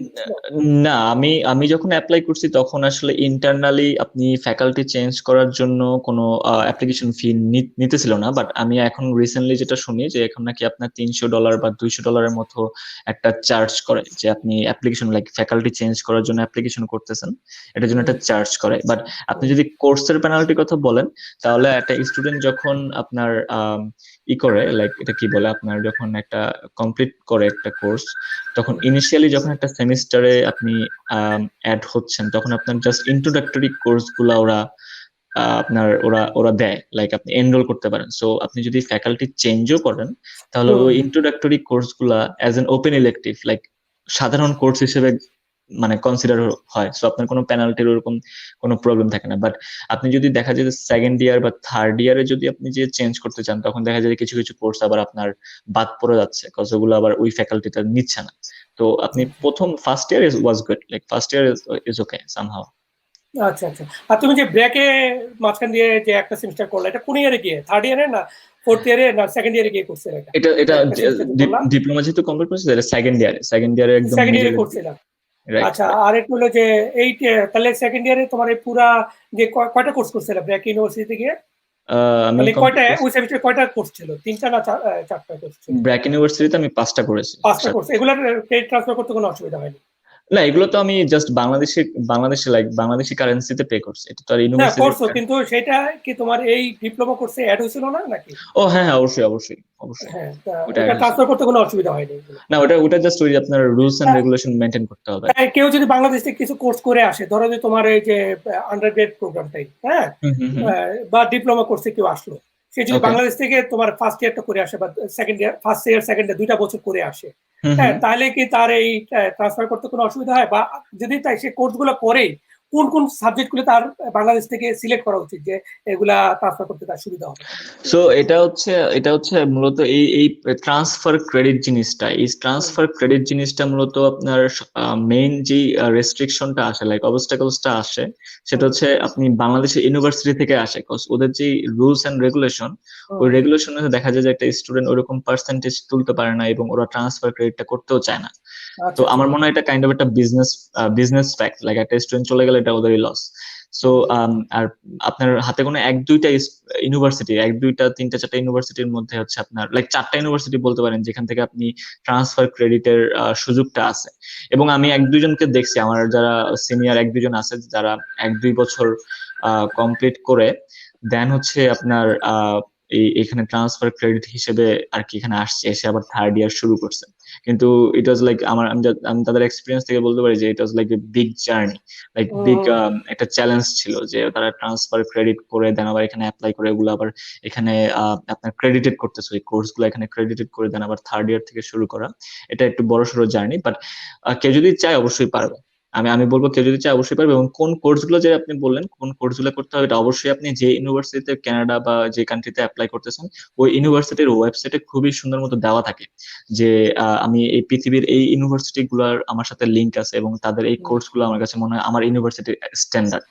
সো আচ্ছা। ওগুলো একদম সুন্দর মতো আপনার কোর্স নেম অনুযায়ী, যেমন ইউনিভার্সিটি অফ রেজানা আমি আপনাকে বলতে পারবো, হুম, আপনি যদি ট্রান্সফার ক্রেডিট দিয়ে চার্জ দেন তাহলে হুম, আপনার কাছে একটা লিস্ট এসে পড়বে যে আমি এই হুম, ইউনিভার্সিটিতে যদি আপনি পড়াশোনা করেন এই কোর্স গুলো আমি এখান থেকে নিব, অন্যগুলো নিব না। সো আচ্ছা, আচ্ছা। এটা বেস করে লাইক তাহলে ডিফার সে করে। কেউ যদি এই ধরনের প্ল্যান করে যে সে বাংলাদেশ থেকে দুইটা দুইটা ইয়ার বা 2টা সেমিস্টার করে আসবে, তাহলে তাকে রাইট। প্রথমে সিলেক্ট দেখতে হবে যে তার যে ইউনিভার্সিটিতে, কানাডার যে ইউনিভার্সিটিতে সে আসতে চাচ্ছে সেই ইউনিভার্সিটির সঙ্গে সেই ইউনিভার্সিটিটা তার ওই ইউনিভার্সিটিকে অ্যাকসেপ্ট করতেছে কিনা সেটা দেখবে। রাইট। আর কোন রাইট। কোন সে যখন সাবজেক্ট সিলেক্ট করবে ইউনিভার্সিটি থেকে, সে রাইট। সিলেক্ট করবে যে কোন কোন সাবজেক্ট এই ইউনিভার্সিটিতে ট্রান্সফার হবে, সেই সাবজেক্টগুলো সে সিলেক্ট করবে, তাই তো? রাইট। রাইট। আচ্ছা, রাইট। আচ্ছা। ওকে। তা আরেকটা কথা, কোশ্চেন, যে তুমি যে আসছো ব্যাংকে কি ধরনের, যদি এটা অনেক সময় কনফিডেন্সিয়াল হয়, অনেকে এটা নরমালি হুম মানে হুম হুম। শুনতে ভালো শোনায় না, বা এটা মানে ভদ্রতার না, মধ্যে দ্যাটস পড়ে ওকে। না, যে তুমি দ্যাটস কি টোটালি গুড। পরিমাণ টাকা দেখাইছিলা কানাডাতে আসার ব্যাপারে, মানে তোমার আমি ব্যাংকে কিরকম আমি টাকা দেখাইছিলা? আমি আমার রিলেটিভ এবং ফ্রেন্ডদের থেকে বড় করে দেখাইছিলাম, যেহেতু একটা বিগ অ্যামাউন্টের এখানে একটা ট্রানজেকশন এবং হুম, আমার মানে টিউশন ফিও দিতে হয়েছে। সো হুম, আমি হচ্ছে আপনার আমার টিউশন ফি, 1 বছরের যে টিউশন ফি, হুম, হুম। ওই টিউশন ফিটাই শুধু দেখাইছি, লাইক এক আপনার বছরের টিউশন ফি আর 1 বছরের লিভিং কস্ট দেখাও নাই? আমি জাস্ট আপনার এখানে তখন মনে হয় আপনার মানে 12 লক্ষ টাকা এটা তখন হুম, আমার ব্যাংকেই ছিল। আমি ওরকম হুম। বিগ অ্যামাউন্ট দেখাই নাই, টু আচ্ছা, বি তাহলে এই অনেস্ট। 12 লক্ষ টাকা তুমি তাহলে তোমার ফ্রেন্ড এবং আত্মীয় স্বজন থেকে বড় করে দেখাইছো? আমাদের কিছু ছিল এবং আমরা কিছুটা তাহলে বড় এখন করে এই যে নিয়েছি। যে এরকম তো চিন্তা বাংলাদেশে অনেকেই করে, হ্যাঁ, হুম হুম। অনেকেই আমাদের ফেসবুক গ্রুপে লেখে যে আমি যদি রাইট। এজেন্সিতে থেকে টাকা ধার করি, অথবা আমার আত্মীয় থেকে টাকা ধার করে ব্যাংকের মধ্যে 3 মাস 6 মাস বা 4 মাস রাখি, রেখে যদি ব্যাংক স্টেটমেন্ট শো করি তাহলে হবে কিনা। হ্যাঁ, হুম তার হুম তো হুম। আমরা ম্যাক্সিমাম ক্ষেত্রে এটা এনকারেজ করি না, বা আমাদের উত্তরগুলো সবসময় নেগেটিভ থাকে। তা রাইট। তুমি তো সো এইভাবে করে চলে আসতে পারছো, তুমি কি এমন কি করলা যে তোমারটা অ্যাকসেপ্ট করলো? সো আমি আমি বলবো না যে আমি এমন কোনো কিছু করছি, লাইক হুম, মানে জাস্ট আমি বলবো যে এটা হয়তো আমার স্পন্সরশিপ ছিল আমার প্যারেন্টস, আমার আচ্ছা, স্পন্সর আচ্ছা। ছিল আমার প্যারেন্টস, এবং আমি আমার প্যারেন্টস এর মানে ব্যাংক অ্যাকাউন্টই দেখাইছি, স্টেটমেন্ট হুম, হিসেবে দেখাইছি, এবং যে টাকাটা আমি ধার করছি লাইক বড় করছি হুম, আমার ফ্রেন্ডদের থেকে বা রিলেটিভদের হুম, থেকে, ওইটা আমি এমন না যে জাস্ট আপনি 1 সপ্তাহ আগে বড় করছেন, লাইক আপনার হুম, অ্যাকাউন্টে ঢুকাইছেন, দেন আপনি 1 সপ্তাহ হুম, পরে একটা ট্রানজাকশন নিয়ে দেন আপনি সাবমিট করে দিচ্ছেন। নো, হুম, ইট ওয়াজ 6 months, like হুম, 6 না, more than 6 months, 6.5 months। আচ্ছা, সো ওরকম একটা ট্রানজেকশন, এবং আমি ট্রাই করছি যে আপনার এভাবে এরকম না যে আপনি যদি 3 লাখ টাকা বা 5 লাখ টাকা যদি আপনি ব্যাংক কার্ড থেকে হুম, ধার নিচ্ছেন, হুম, এরকম ভাবে আমি নেই নাই যে আপনি হুম, পুরো 5 লাখ টাকাটাই আমাকে দিয়ে দেন। হুম, আমি ভেঙে ভেঙে নিছি, লাইক 2, তারপর হুম, 2.5 বা 1 হুম, বা হুম, 50 এরকম, like this is a kind of transaction. এবং আমি যেটা মনে করি যে টাকার স্টেটমেন্টটার থেকে সবচেয়ে বড় হচ্ছে সোর্স অফ ফান্ড, লাইক আপনার হুম, সোর্স অফ ফান্ডটা কোথা থেকে। As I hmm, mention before, like আমার আব্বু রিটায়ার্ড করছিল, so hmm, he got some amount from hmm, from his office. Hmm, so hmm, আমি ওই কাগজপত্রটাই দেখাইছি যে, but it was already like like এটা অলরেডি খরচ হয়ে গেছিল। বাট আমি ওইটাই দেখাইছি যে আমার আব্বুর এই ফান্ডটা থেকেই আমার এই অ্যাকাউন্টটার, ব্যাংকের অ্যাকাউন্টটা হচ্ছে মানে স্টেবল, লাইক এই ফুল অ্যামাউন্টটা এখানেই আছে। মানে হ্যাঁ, ওই তোমার আব্বুর কাগজ দেখাইছো, যেহেতু তোমার আব্বু টাকাটা খরচ করে ফেলছে, তা তুমি রাইট টাকাটা, ওই টাকার অ্যামাউন্টটা তোমার আত্মীয় স্বজন বা বন্ধু বান্ধব থেকে রাইট ভেঙে ভেঙে ভেঙে ভেঙে ভেঙে ঢুকাইছো। ভেঙে প্লাস নিয়েছে। তুমি কি কোনো এক্সপ্লেনেশন দিছো যে এই টাকাটা মানে ভেঙে ভেঙে কেন আসছে, বা মানে নো, টাকাগুলো এইভাবে? এটা জাস্ট সোর্স অফ ফান্ডই আপনার সবকিছু বলে দিবে যে এই টাকাটা কোত্থেকে আসছে বা কে দিচ্ছে। লাইক আপনার সোর্স অফ ফান্ডই হচ্ছে, মানে ওই পেপারটাই হচ্ছে মেইন, যে আপনি আপনার আব্বু রিটায়ার করছে বা আপনাদের ছোটখাটো একটা বাড়ি আছে বা ছোট একটা বিল্ডিং আছে, ওইখান থেকে আপনার রেন্ট কস্ট, এবং এবং আমি আরেকটা জিনিস দেখেছি হচ্ছে আপনার রেন্ট এগ্রিমেন্টটা কাইন্ড অফ ইম্পর্টেন্ট। লাইক বাংলাদেশে তো হয়তো আমরা রেন্ট এগ্রিমেন্ট মানি না, যদি আপনি ওইরকম জাস্ট একটা বিল্ডিং এ থাকতেছেন বা ওইরকম কিছু, ওইরকম আমরা মানি না। বাট আমি এরকম রেন্ট এগ্রিমেন্ট বানাইছিলাম যে আমি এই ফ্ল্যাট থেকে, যদিও ফ্ল্যাট ছিল না ওই টাইমে, বাট এই ফ্ল্যাট থেকে 15,000 টাকা পাচ্ছি বা 20,000 টাকা পাচ্ছি, এটা সাইন, এটা লিজের সাইন, একজন সাক্ষী আছে। মানে তুমি কাগজ বানিয়ে নিছো আর কি। হ্যাঁ, কাগজ বানাই নিছি। যদি তোমার টেনেন্ট ছিল না, তারপর তুমি টেনেন্ট বানাইছো। রাইট। যাক, এটা একটা ভালো আইডিয়া। তুমি যারা অনেকে চিন্তা করে তারা হয়তো এটা মাথায় রাখতে পারে আর কি। আর তুমি আচ্ছা, তুমি তো বললে কত টাকা দেখাইছো, প্লাস কত মাস, 6 মাসের বেশি রেখেছিলে। রাইট। আর তোমার ওয়ার্ক পারমিটটা তুমি কখন ইস্যু হয়েছে? এটা কি এয়ারপোর্টে ইস্যু হয়েছে, না মানে সময় আছে? এয়ারপোর্টে 20 hours এয়ারপোর্টে, ইয়া। আচ্ছা, এটা তোমার তোমার কি জানাশোনা এমন কেউ ছিল যে বাংলাদেশ থেকে একটা পয়সাও আনতে হয় নাই, সেই সব টাকা ইনকাম করে ফেলছে? হ্যাঁ, তুমি তো অনেকগুলো কাজ করছো, তুমি বললা যে 5টা এরকমও গেছে যে তুমি 5টা জবও করছো। হ্যাঁ, লাইক 4টা শিফট ইন এ রো ছিল, এরকম কেউ ছিল যে সে আসলে পুরো 100% টিউশন ফি সে পার্ট টাইম জব করে বা ক্যাশ জব করে ইনকাম করে ফেলছে? আমি আমি আমি আপনাকে বলবো যে মানে লাইক আমি এটা রিকমেন্ড করি না, তারপরে জানা আর কি যে তোমার না, আমি এটা সমস্যা নেই, এটা অ্যান্সার করতে সমস্যা নেই, বাট আমি এটা বলবো যে আপনার পার্ট টাইম জব করে, লাইক সামার জব বা পার্ট টাইম জব, 1, 2, 3, 4টা জব করে টিউশন ফি মেনটেন করতে বা 100% মেনটেন করতে আমি দেখি নাই কাউকে। বাট ওই যে আপনার ওইরকম প্ল্যান করে দেখতে পারছি যে আপনি যেটা certain amount part time job করলেন, দেন আপনি কোঅপ করে একটা ভালো একটা অ্যামাউন্ট আপনি আর্ন করলেন, করে দেন নেক্সট ইয়ার টিউশন ফিটা দিয়ে দিলেন, ইনক্লুডিং আপনার পার্ট টাইম জব বা আদার জব। সো ওইটা দেখতে পারছি যে আপনি টিউশন ফি 100% ফুল বিয়ার করতে পারছেন, যদি আপনি কোঅপ বা কোনো একটা ভালো জব বা ইন্টার্নশিপে, পেইড ইন্টার্নশিপে যদি আপনি ইনক্লুডিং হয়ে যান, তখন এটা আমি দেখছি যে ওরা পারে। আর আরেকটা কোশ্চেন, যে তোমার খারাপ রেজাল্ট করলে তোমাদের কি হয়? যে তুমি যদি খারাপ রেজাল্ট করতা, হ্যাঁ, তাহলে তুমি কি সিচুয়েশনটা ফেস করতে? সো এটা আসলে সবকিছু আপনার কোশ্চেনের সাথে সবকিছু ভালো একটা পারফেক্ট ম্যাচ হচ্ছে আর কি। লাইক আমার এক্সপেরিয়েন্সেরও ম্যাচ হচ্ছে। লাইক আমি তো আপনার এসএসসি এবং এইচএসসি সায়েন্স ব্যাকগ্রাউন্ডে ছিলাম, এবং আমি যখন এখানে এসে আফটার 1 সেমিস্টার আমি চেঞ্জ করলাম business, I had no knowledge about business. Like আমি এটাকে সবসময় ডিসগাস্টিং করতাম, বা আলটিমেটলি এটার মধ্যে আমি আসছি। সো আমার ফার্স্ট ইয়ার, আমার like first semester in business আমার প্রভিশন ছিল। লাইক আপনি যদি খারাপ রেজাল্ট করেন তাহলে আপনার প্রভিশন থাকবে, লাইক আপনি যদি পার্সেন্টেজ কম থাকে আপনাকে ওরা ইউনিভার্সিটি একটা চান্স দিবে ফর নেক্সট সেমিস্টার, যে okay you can try to gain more percentage on each subject. So এখানে দুইটা জিনিস কাজ করে, একটা হচ্ছে ইউনিভার্সিটি প্রভিশন, একটা হচ্ছে faculty provision. So university provision আমি কোনোদিনই ছিলাম না। যে ইউনিভার্সিটি প্রভিশন হচ্ছে আপনি লেস দেন যদি 50% মার্ক পান তাহলে আপনি ইউনিভার্সিটি প্রভিশনে চলে যাবেন এক সেমিস্টারে। বাট আপনি ফ্যাকাল্টিতে যদি 65 এর নিচে পান তখন আপনি আপনার ফ্যাকাল্টি প্রভিশনে চলে যাবেন। তা আমি মনে করি যে আপনি যদি মোটামুটি একটু টাইম দেন, আপনি জাস্ট সেমিস্টার চলাকালীন যদি জাস্ট 1-2টা জব করেন, যেহেতু আমি কোনো ক্যাশ জব করিনি, আমি স্টিল না কোনো ক্যাশ জব পাইনি, করিও নাই, কোনোদিন হয়তো করা হবেও না আলটিমেটলি। বাট আপনি তখন আমি 1-2টা জব করতাম, লাইক 20 ঘন্টার মধ্যেই লিমিট থাকতাম, বাট 1টা বা 2টা করতাম আর কি। লাইক হোটেলে একদিন করতাম, টিম হর্টনসে 1-2 দিন করতাম। সো আপনি ওই 2টা ম্যানেজ করে দেখা যায় যে ওইরকম প্রেসার দিতে হয় না। ওইরকম প্রেসার দিতে আপনি যদি দেখা যায় যে 2টা কোর্স আপনি যদি ইন পার্সন ক্যাম্পাসে যান, আর একটা কোর্স যদি অনলাইনে নেন, তাহলে দেখা যায় যে আপনার ব্যালেন্সড হয়ে যায় এবং পড়াশোনার মধ্যে মোটামুটি ওইরকম ইফোর্ট দিতে পারেন। আর এত কঠিন কোনো কিছু না। আপনাকে এখানে ইনস্ট্রাক্টররা লাইক ইউনিভার্সিটির ইনস্ট্রাক্টররা ইজ রিয়েলি গুড। লাইক ওরা চাবি যে আপনাকে হেল্প করতে, এখানে টিউটরিং অপশন আছে যে আপনি একটা সার্টেন আওয়ারে যাবেন, ওরা আপনাকে বুঝাই দিবে। বাট এসে না, নিজের একটু টাইম দিতে হয়, লাইব্রেরিতে পড়াশোনা করতে হয়, এবং সবচেয়ে ভালো যদি ফ্রেন্ডদের সাথে আপনি যদি গ্রুপ ওয়াইজ যদি আপনি পড়াশোনা করেন তাহলে অনেক আইডিয়া পাওয়া যায় এবং মানে মোটামুটি একটা ভালো রেজাল্টই করা যায়। এরকম 70-75 এগুলো ভালো একটা পার্সেন্টেজ পাওয়া যায়। কিন্তু তোমার জানাশোনা কি দেখা এরকম হয়েছে যে ইউনিভার্সিটি বের করে দিছে খারাপ রেজাল্টের কারণে, বা এরকম হয়েছে যে খারাপ রেজাল্ট হয়েছে পরে সে নিজেকে ইমপ্রুভ করতে পারে নাই, সে আরেকটা কলেজ বা ইউনিভার্সিটি চলে গেছে ট্রান্সফার হয়ে, এই ধরনের কিছু? এটা খারাপ রেজাল্টের জন্য আমি বলবো না।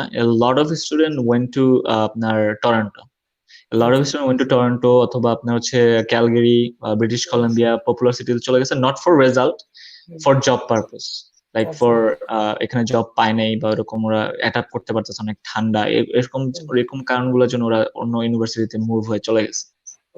বুঝতে পারছি। তা তুমি যে এখন তোমার তো পিআর প্রসেসিং আছে, হ্যাঁ, নাকি এখনো করো নাই? আমি তো জানি পিআর যেটা আমার নরমালি যারা যেটা করে স্টুডেন্টরা, যে ক্যানাডিয়ান এক্সপিরিয়েন্স ক্লাসে অ্যাপ্লাই করে, যে এক বছরের মানে ওয়ার্কিং এক্সপিরিয়েন্স হওয়ার পরে তারপরে অ্যাপ্লাই করে। কিন্তু তোমার তো এখনো এক বছর হয় নাই, তোমারটা কিভাবে চলতেছে? আমি হচ্ছে আপনার প্রভিন্সিয়াল ক্যাটাগরিতে student category, PNP programming student category, PNP programming. Right. So এটার ক্রাইটেরিয়াটা কি, মানে পিএনপি প্রোগ্রামের এই ক্যাটাগরি কি ক্রাইটেরিয়া? ওটার ক্রাইটেরিয়া হচ্ছে আপনার আপনি যে প্রভিন্সে পড়াশোনা করবেন ওই প্রভিন্স থেকে যদি আপনি ইদার সার্টিফিকেট, ডিপ্লোমা অথবা গ্রাজুয়েশন কমপ্লিট করার পরে যে কোর্সটা থেকে কমপ্লিট করছেন ওই course related like field related যদি জব পান, তাহলে আপনি, এটা হচ্ছে আপনার যে জবের আবার একটা লেভেল আছে লাইক 0 A B, হ্যাঁ। তো এই স্টুডেন্ট ক্যাটাগরিটা নিয়ম হচ্ছে যদি আপনি এই 3টা লেভেলের জব পান, ঠিক আছে, তাহলে আপনি মানে অ্যাপ্লাই করার সুযোগ আছে যদি আপনার এমপ্লয়ার আপনাকে জব অফার লেটার দেয়, like nomination letter, job nomination letter. কিন্তু এক বছর করতে হবে এরকম নাই, যদি তবে 690 আওয়ার্স, এটা একটা সুবিধা স্টুডেন্টদের জন্য এখানে, যে আপনি যদি এই যে পার্ট টাইম জব করছি, আমি এত জব করছি আমার স্টুডেন্টশিপ থাকার কালীন, ওই টাইমে যদি আপনি 690 আওয়ার্স কমপ্লিট করেন তাহলে আপনি এলিজিবল রাইট অন ওয়েতে, যে কোনো টাইমে আপনি এলিজিবল অ্যাপ্লাই করে দেওয়ার জন্য। লাইক অ্যাজ লং অ্যাজ আপনার এমপ্লয়ার আপনাকে নমিনেশন লেটার বা জব অফার লেটারটা অ্যাকসেপ্টেড হচ্ছে by SINP like Saskatchewan immigration nominee প্রোগ্রামের আন্ডারে, তাহলে আপনি রাইট অন ওয়েতে ইমিগ্রেশনের জন্য অ্যাপ্লাই করে দিতে পারবেন। সো আমি ওই ক্যাটাগরিটার মধ্যে গেছি, কিন্তু এখানে একটা এক্সেপশন আছে, সেটা হচ্ছে যে আপনার আমার এখনকার যে জব পজিশনটা এটা হচ্ছে NOC level C, not 0 A B, okay. So that's why আমার আইএলটিএস এর জন্য বা সেলপেপ এর জন্য, আইএলটিএস অথবা সেলপেপ, এই সেলপেপটা আমার দিতে হয়েছে। এটার মধ্যে আপনার CLB 4 লাগে, যেটা একদমই আসলে একদম কম একটা মার্ক। তাহলে যেটা হচ্ছে যে যারা তোমার 0 A B ক্যাটাগরি জব পাবে না তাদেরও পসিবিলিটি আছে, যদি সি পায় তাহলে তাকে আইএলটিএস বা অন্য কোনো ল্যাঙ্গুয়েজ কোর্স দিয়ে তাকে একটু আইএলটিএস এর স্কোরটা বাড়ায় নিতে হবে, মানে ল্যাঙ্গুয়েজ স্কিলটা বাড়ায় নিতে হবে। নট বাড়ায়, এটা জাস্ট CLB 4 লাগে। CLB 4 হচ্ছে আপনার আইএলটিএস এর 3 অথবা 3.5। খুব হ্যাঁ, আচ্ছা যাই হোক, এনিওয়ে যাই হোক, এটাও একটা ভালো আইডিয়া যেটা আমাদের স্টুডেন্টরা চিন্তা করতে পারে, যে অনেকে খুব ওয়ারিড থাকে যে সে লেখাপড়ার শেষে পিআর পাবে কিনা। হ্যাঁ, তা যেহেতু তুমি পেয়েছো, তোমার পাওয়ার পসিবিলিটি আছে, হ্যাঁ, তুমি যদিও এখনো পাও নাই, পসিবিলিটি আছে, প্রসেসিং আছে, অতএব এটা নিয়ে চিন্তা করার কোনো কারণ নাই। তা আমি সরি, তোমার ইন্টারভিউ প্রায় 1 ঘন্টা 15 মিনিটের মতো নিয়ে ফেলছি। এখন আমি তোমাকে কিছু কোশ্চেন নেই, তুমি আমাকে বলবা তুমি কখন টায়ার্ড হয়ে যাচ্ছ, আমি বললে তখন বলতে পারি। আমি নরমালি এত লম্বা ইন্টারভিউ নেই নাই, আমার আগের ইন্টারভিউগুলো যদি দেখো বেশিরভাগই ছিল 1 ঘন্টা 20 মিনিট বা ম্যাক্সিমাম। হ্যাঁ, আজকে যেটা চলে যাচ্ছে প্রায় 14 ঘন্টার কাছাকাছি চলে যাচ্ছে। আমি কিছু কোশ্চেন করছি। হ্যাঁ,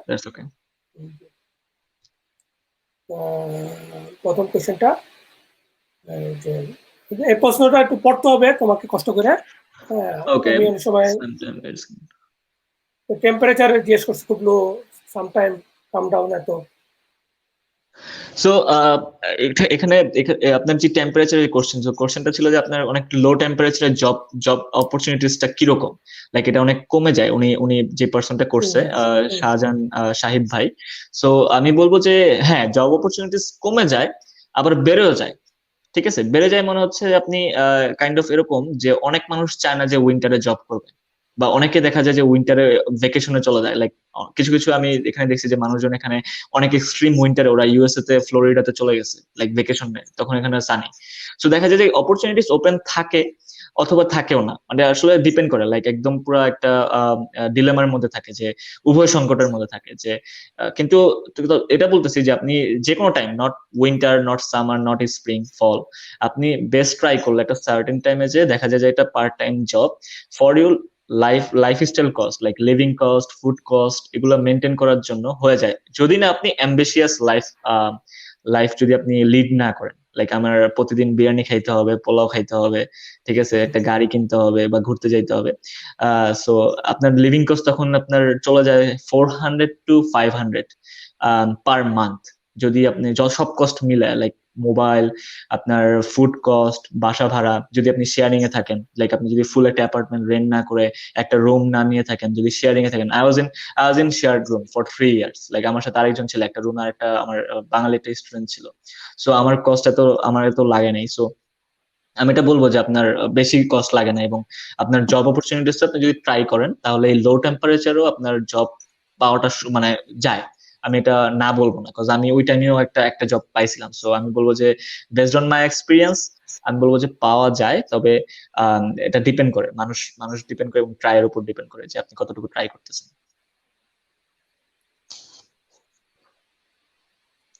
এই ইউনিভার্সিটি এমবিএ প্রোগ্রামের কস্ট কত? সো এমবিএ প্রোগ্রাম আমি যতটুকু জানি যে আপনার 10টা কোর্সের উপর এমবিএ প্রোগ্রামটা ডিপেন্ড করে, লাইক 10টা কোর্স আপনার কমপ্লিট করতে হয়, এবং প্রতি কোর্সের একটা আলাদা ফি আছে। আমি অ্যাকচুয়ালি এটা ইউনিভার্সিটির ওয়েবসাইটে খুবই সুন্দর মতো দেওয়া আছে যে আপনি কোন ফ্যাকাল্টি বা কোন প্রোগ্রামের মধ্যে গেলে আপনার কস্টটা কিরকম হবে। আমি যেহেতু এটার কোনো আইডিয়া নাই, আমি আসলে একটা এক্স্যাক্টলি অ্যামাউন্ট বলতে চাচ্ছি না, তবে হ্যাঁ, ব্যাচেলর থেকে এমবিএ এর মানে কস্টটা খুবই কম। Like this is a huge difference. যেখানে 40টা কোর্স কমপ্লিট করতে হয় সেখানে আপনি 10টা করতেছেন, সো অবশ্যই সেখানে একটা 30টা কোর্সের ডিফারেন্স অবশ্যই হবে। সো আপনি একটু যদি কষ্ট করে আপনি ইউনিভার্সিটির ওয়েবসাইট একটু টাইম নিয়ে দেখেন তাহলে একটা গুড আইডিয়া পাবেন। এটা আমার মনে হয় যে অনেক হেল্পফুল হবে, আপনার আরো অনেক ইনফরমেশন জানতে পারবেন। সরি তোমাকে একটু কষ্ট দিচ্ছি, অনেকগুলো কোশ্চেন আছে যেটা হয়তো তোমার রিলেটেড না। আমি যদিও প্রথমের দিকে বলছি যে তোমার রিলেটেড, আমি তারপর কোশ্চেন গুলো করি, তুমি যেটা যদি না পারো আমরা স্কিপ করবো। তারপর যেহেতু আমি কথা দিচ্ছি যে আমি সিরিয়াল বাই কোশ্চেন গুলো নিবো, সেই জন্য নেওয়া। হ্যাঁ, দ্যাটস ওকে। মাস্টার্স করার কোন সেক্টরে জব ভালো হবে? ইংলিশে মাস্টার্স করার পরে কোন সেক্টরে জব হতে পারে কানাডায়? অবশ্যই আপনি ইংলিশে মাস্টার্স করার পরে যদি আপনি এখানে, তো আসলে জব পাওয়ার ম্যাটারটা যেটা ডিপেন্ড করে যে আপনি কোন থ্রুতে আসতেছেন। যে আপনি যদি স্টুডেন্টশিপে আসেন তাহলে আপনাকে একটা কোনো না কোনো সার্টেন একটা প্রোগ্রাম কমপ্লিট করে, ধরেন ইমাজিন লেটস সে আপনি ইংলিশেই কোনো একটা শর্ট কোর্স করলেন, like post graduation diploma program অথবা সার্টিফিকেট কোর্স করার পরে অবশ্যই দেখা যাবে যে আপনি আপনার ইংলিশ রিলেটেড, লাইক আপনি হয়তো কোনো একটা ফ্যাকাল্টির জন্য প্রথম ইনিশিয়ালি যদি আপনি চান যে আপনি কোনো টি এর জন্য বা টিচার অ্যাসিস্ট্যান্ট হিসেবে আপনি অ্যাপ্লাই করলেন ইউনিভার্সিটির মধ্যে ইন্টারনালি বা এক্সটার্নাল কোনো পজিশনে, অথবা দেখা গেলো যে আপনি আপনার ইংলিশ রিলেটেড যদি কোনো আপনার এটা কি বলে আসলে, আপনি যদি কোনো রিসার্চ অ্যাসিস্ট্যান্ট যদি ফান্ডিং করে তাহলে ওগুলোর মধ্যে আপনি অ্যাপ্লাই করতে পারেন।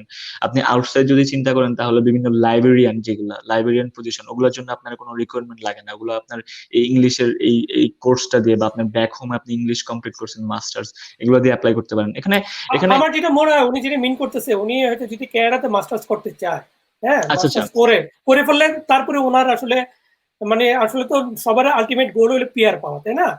এখন উনি কোন সেক্টরে জব করতে পারে, উনি আদৌ জব পাবে কিনা, জব পিআর পাবে কিনা, আমার মনে হয় আমি যতটুকু বুঝলাম আর কি, যে উনি হয়তো ওনার মেইন গোলটা এরকম।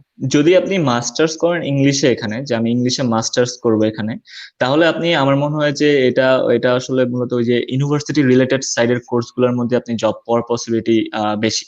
এবং আপনি এই যেটা বললাম যে আপনি অন্য সব যে সব পজিশন গুলা যেগুলো ভালো ভালো position, but don't need any program related recruitments, like আমার ইঞ্জিনিয়ারিং থেকে ব্যাচেলার লাগবে, আমার কম্পিউটার সায়েন্স থেকে ব্যাচেলার লাগবে, এগুলো যদি না হয় আপনি বিজনেস সেক্টরও as an administrative assistant, which is good, like ইংলিশে যদি আপনি পড়াশোনা করেন আপনি অ্যাডমিনিস্ট্রেটিভ অ্যাসিস্ট্যান্টও আপনি করতে। আমার আমার আমার যে জব প্লেসের মধ্যে এরকম অনেক স্টুডেন্ট আছে, অনেক ক্যানাডিয়ান আছে যারা আপনার আর্টসে আপনার করছে, গ্রাজুয়েশন করছে, অথবা আপনার যারা আপনার ফিল্ম ইন্ডাস্ট্রিতে গ্রাজুয়েশন করছে, বাট ওরা স্টিল নাও আপনার অন্য একটা পজিশনে কাজ করতেছে, which is totally good. Like as long as আপনার মোটামুটি কনফিডেন্স আছে এবং অন্য সব কিছু আছে, তাহলে অবশ্যই এটা সম্ভব। এবং আপনি ওই এক্সপিরিয়েন্স দিয়ে আপনার জব লেভেলটা কোন লেভেলের, ওই এক্সপিরিয়েন্স দিয়ে ইজিলি আপনার জব রিলেটেড ফিল্ড না হওয়া সত্ত্বেও আপনি পিআর এর জন্য অ্যাপ্লাই করতে পারবেন।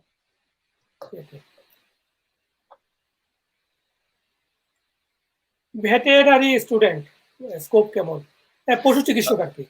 হ্যাঁ, সো আমি আমি বলবো যে এটা আসলে ভালো স্কোপ আমার মনে হয়, কেন এখানে সবার বাসায় কুকুর আছে, কুকুরের চিকিৎসা দেওয়ার জন্য ওরা দেখি যে প্রায় ডাক্তারের কাছে যায়। রাইট, আমি আসলে কোশ্চেনটা একটু কনফিউজ যে উনি কি পড়াশোনা রিলেটেড কোশ্চেন করছে নাকি জব রিলেটেড কোশ্চেন করছে, এটা আমার মনে হয় যে স্কোপ মানে আমার যেটা মনে হয় সে যদি এখানে পশু চিকিৎসক হিসেবে লেখাপড়া করতে আসে তারপর তার স্কোপটা কেমন। হিউজ হিউজ, আমি বলবো হিউজ, প্রচুর ফার্ম আছে, প্রচুর এই দেশে প্রচুর ফার্ম আছে, পোল্ট্রি ফার্ম আছে, তারপরে ক্যাটেল ফার্ম আছে। আপনি মানে এখানে গরুর মাংস খুব সুস্বাদু, এখানে মানে ক্যানাডা গরুর মাংসের জন্য বিখ্যাত ওয়ার্ল্ডওয়াইড।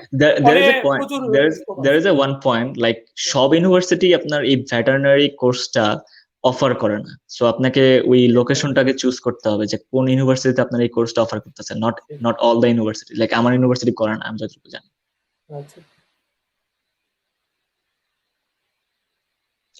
আপনি পাবলিক হেলথ রিলেটেড কোর্স, আমি বলবো যে আপনি আসেন, খালি আপনার আসতেই হবে, আর কিছু লাগবে না। প্রচুর প্রসপেক্ট, খুবই, লাইক সাসকাচুয়ানে হিউজ, আপনি চিন্তা করতে পারবেন না, সাসকাচুয়ানে হেলথ রিলেটেড অনেক অপরচুনিটিস।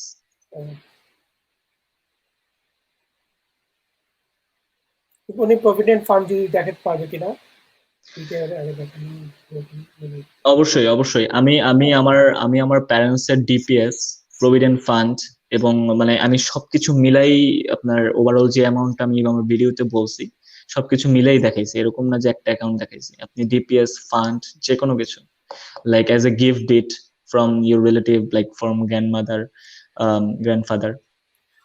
আপনার বাবা রিটায়ার্ডের আগে যদি দেখাতে চান তাহলে যেটা হবে, একটা স্টেটমেন্ট দিতে হবে এমপ্লয়ারের কাছ থেকে, যে ওখানে বলা থাকবে যে এই ফান্ডটা উনি যখন চাইবেন তখনই এটা করতে পারবে, উইথড্র করতে পারবে বা ভাঙাতে পারবে।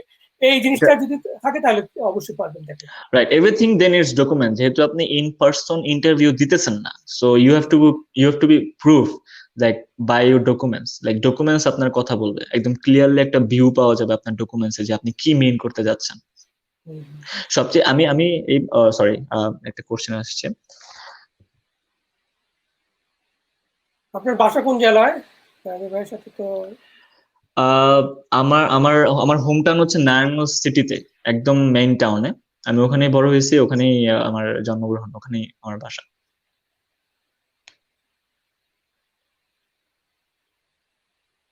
আন্ডারগ্রাজুয়েট এবং post graduate which is better? আমি এখানে একটা জিনিস বলতে যাচ্ছি যে এটা ডিপেন্ড করে আপনার উপর, লাইক আপনার ফাইন্যান্সিয়াল সিচুয়েশন কিরকম, এটা আপনি কোন টাইমে যে অপরচুনিটিস পাচ্ছেন। যেমন আমি আপনাকে বললাম যে আমার আন্ডার গ্রাজুয়েট করার প্ল্যান ছিল, বাট আমি আমার ডিপ্লোমা বা পোস্ট গ্রাজুয়েশনও আমি করার, মানে এটা বলতে চাচ্ছি যে আপনার ডিপেন্ড করে যে আপনি কোন টাইমে কোনটা করতে যাচ্ছেন।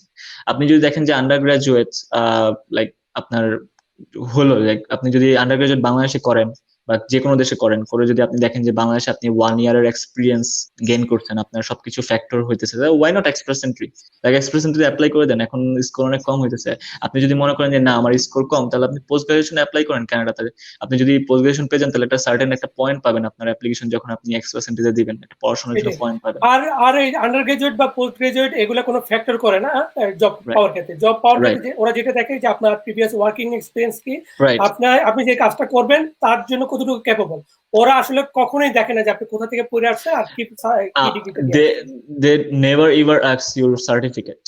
Unless is a federal government জবের মধ্যে আপনাকে অবশ্যই সার্টিফিকেট দিতে হবে, আনলেস এটা কখনোই জিজ্ঞেস করে না যে আপনি আপনার সার্টিফিকেট দেখাও, আমি দেখতে চাই।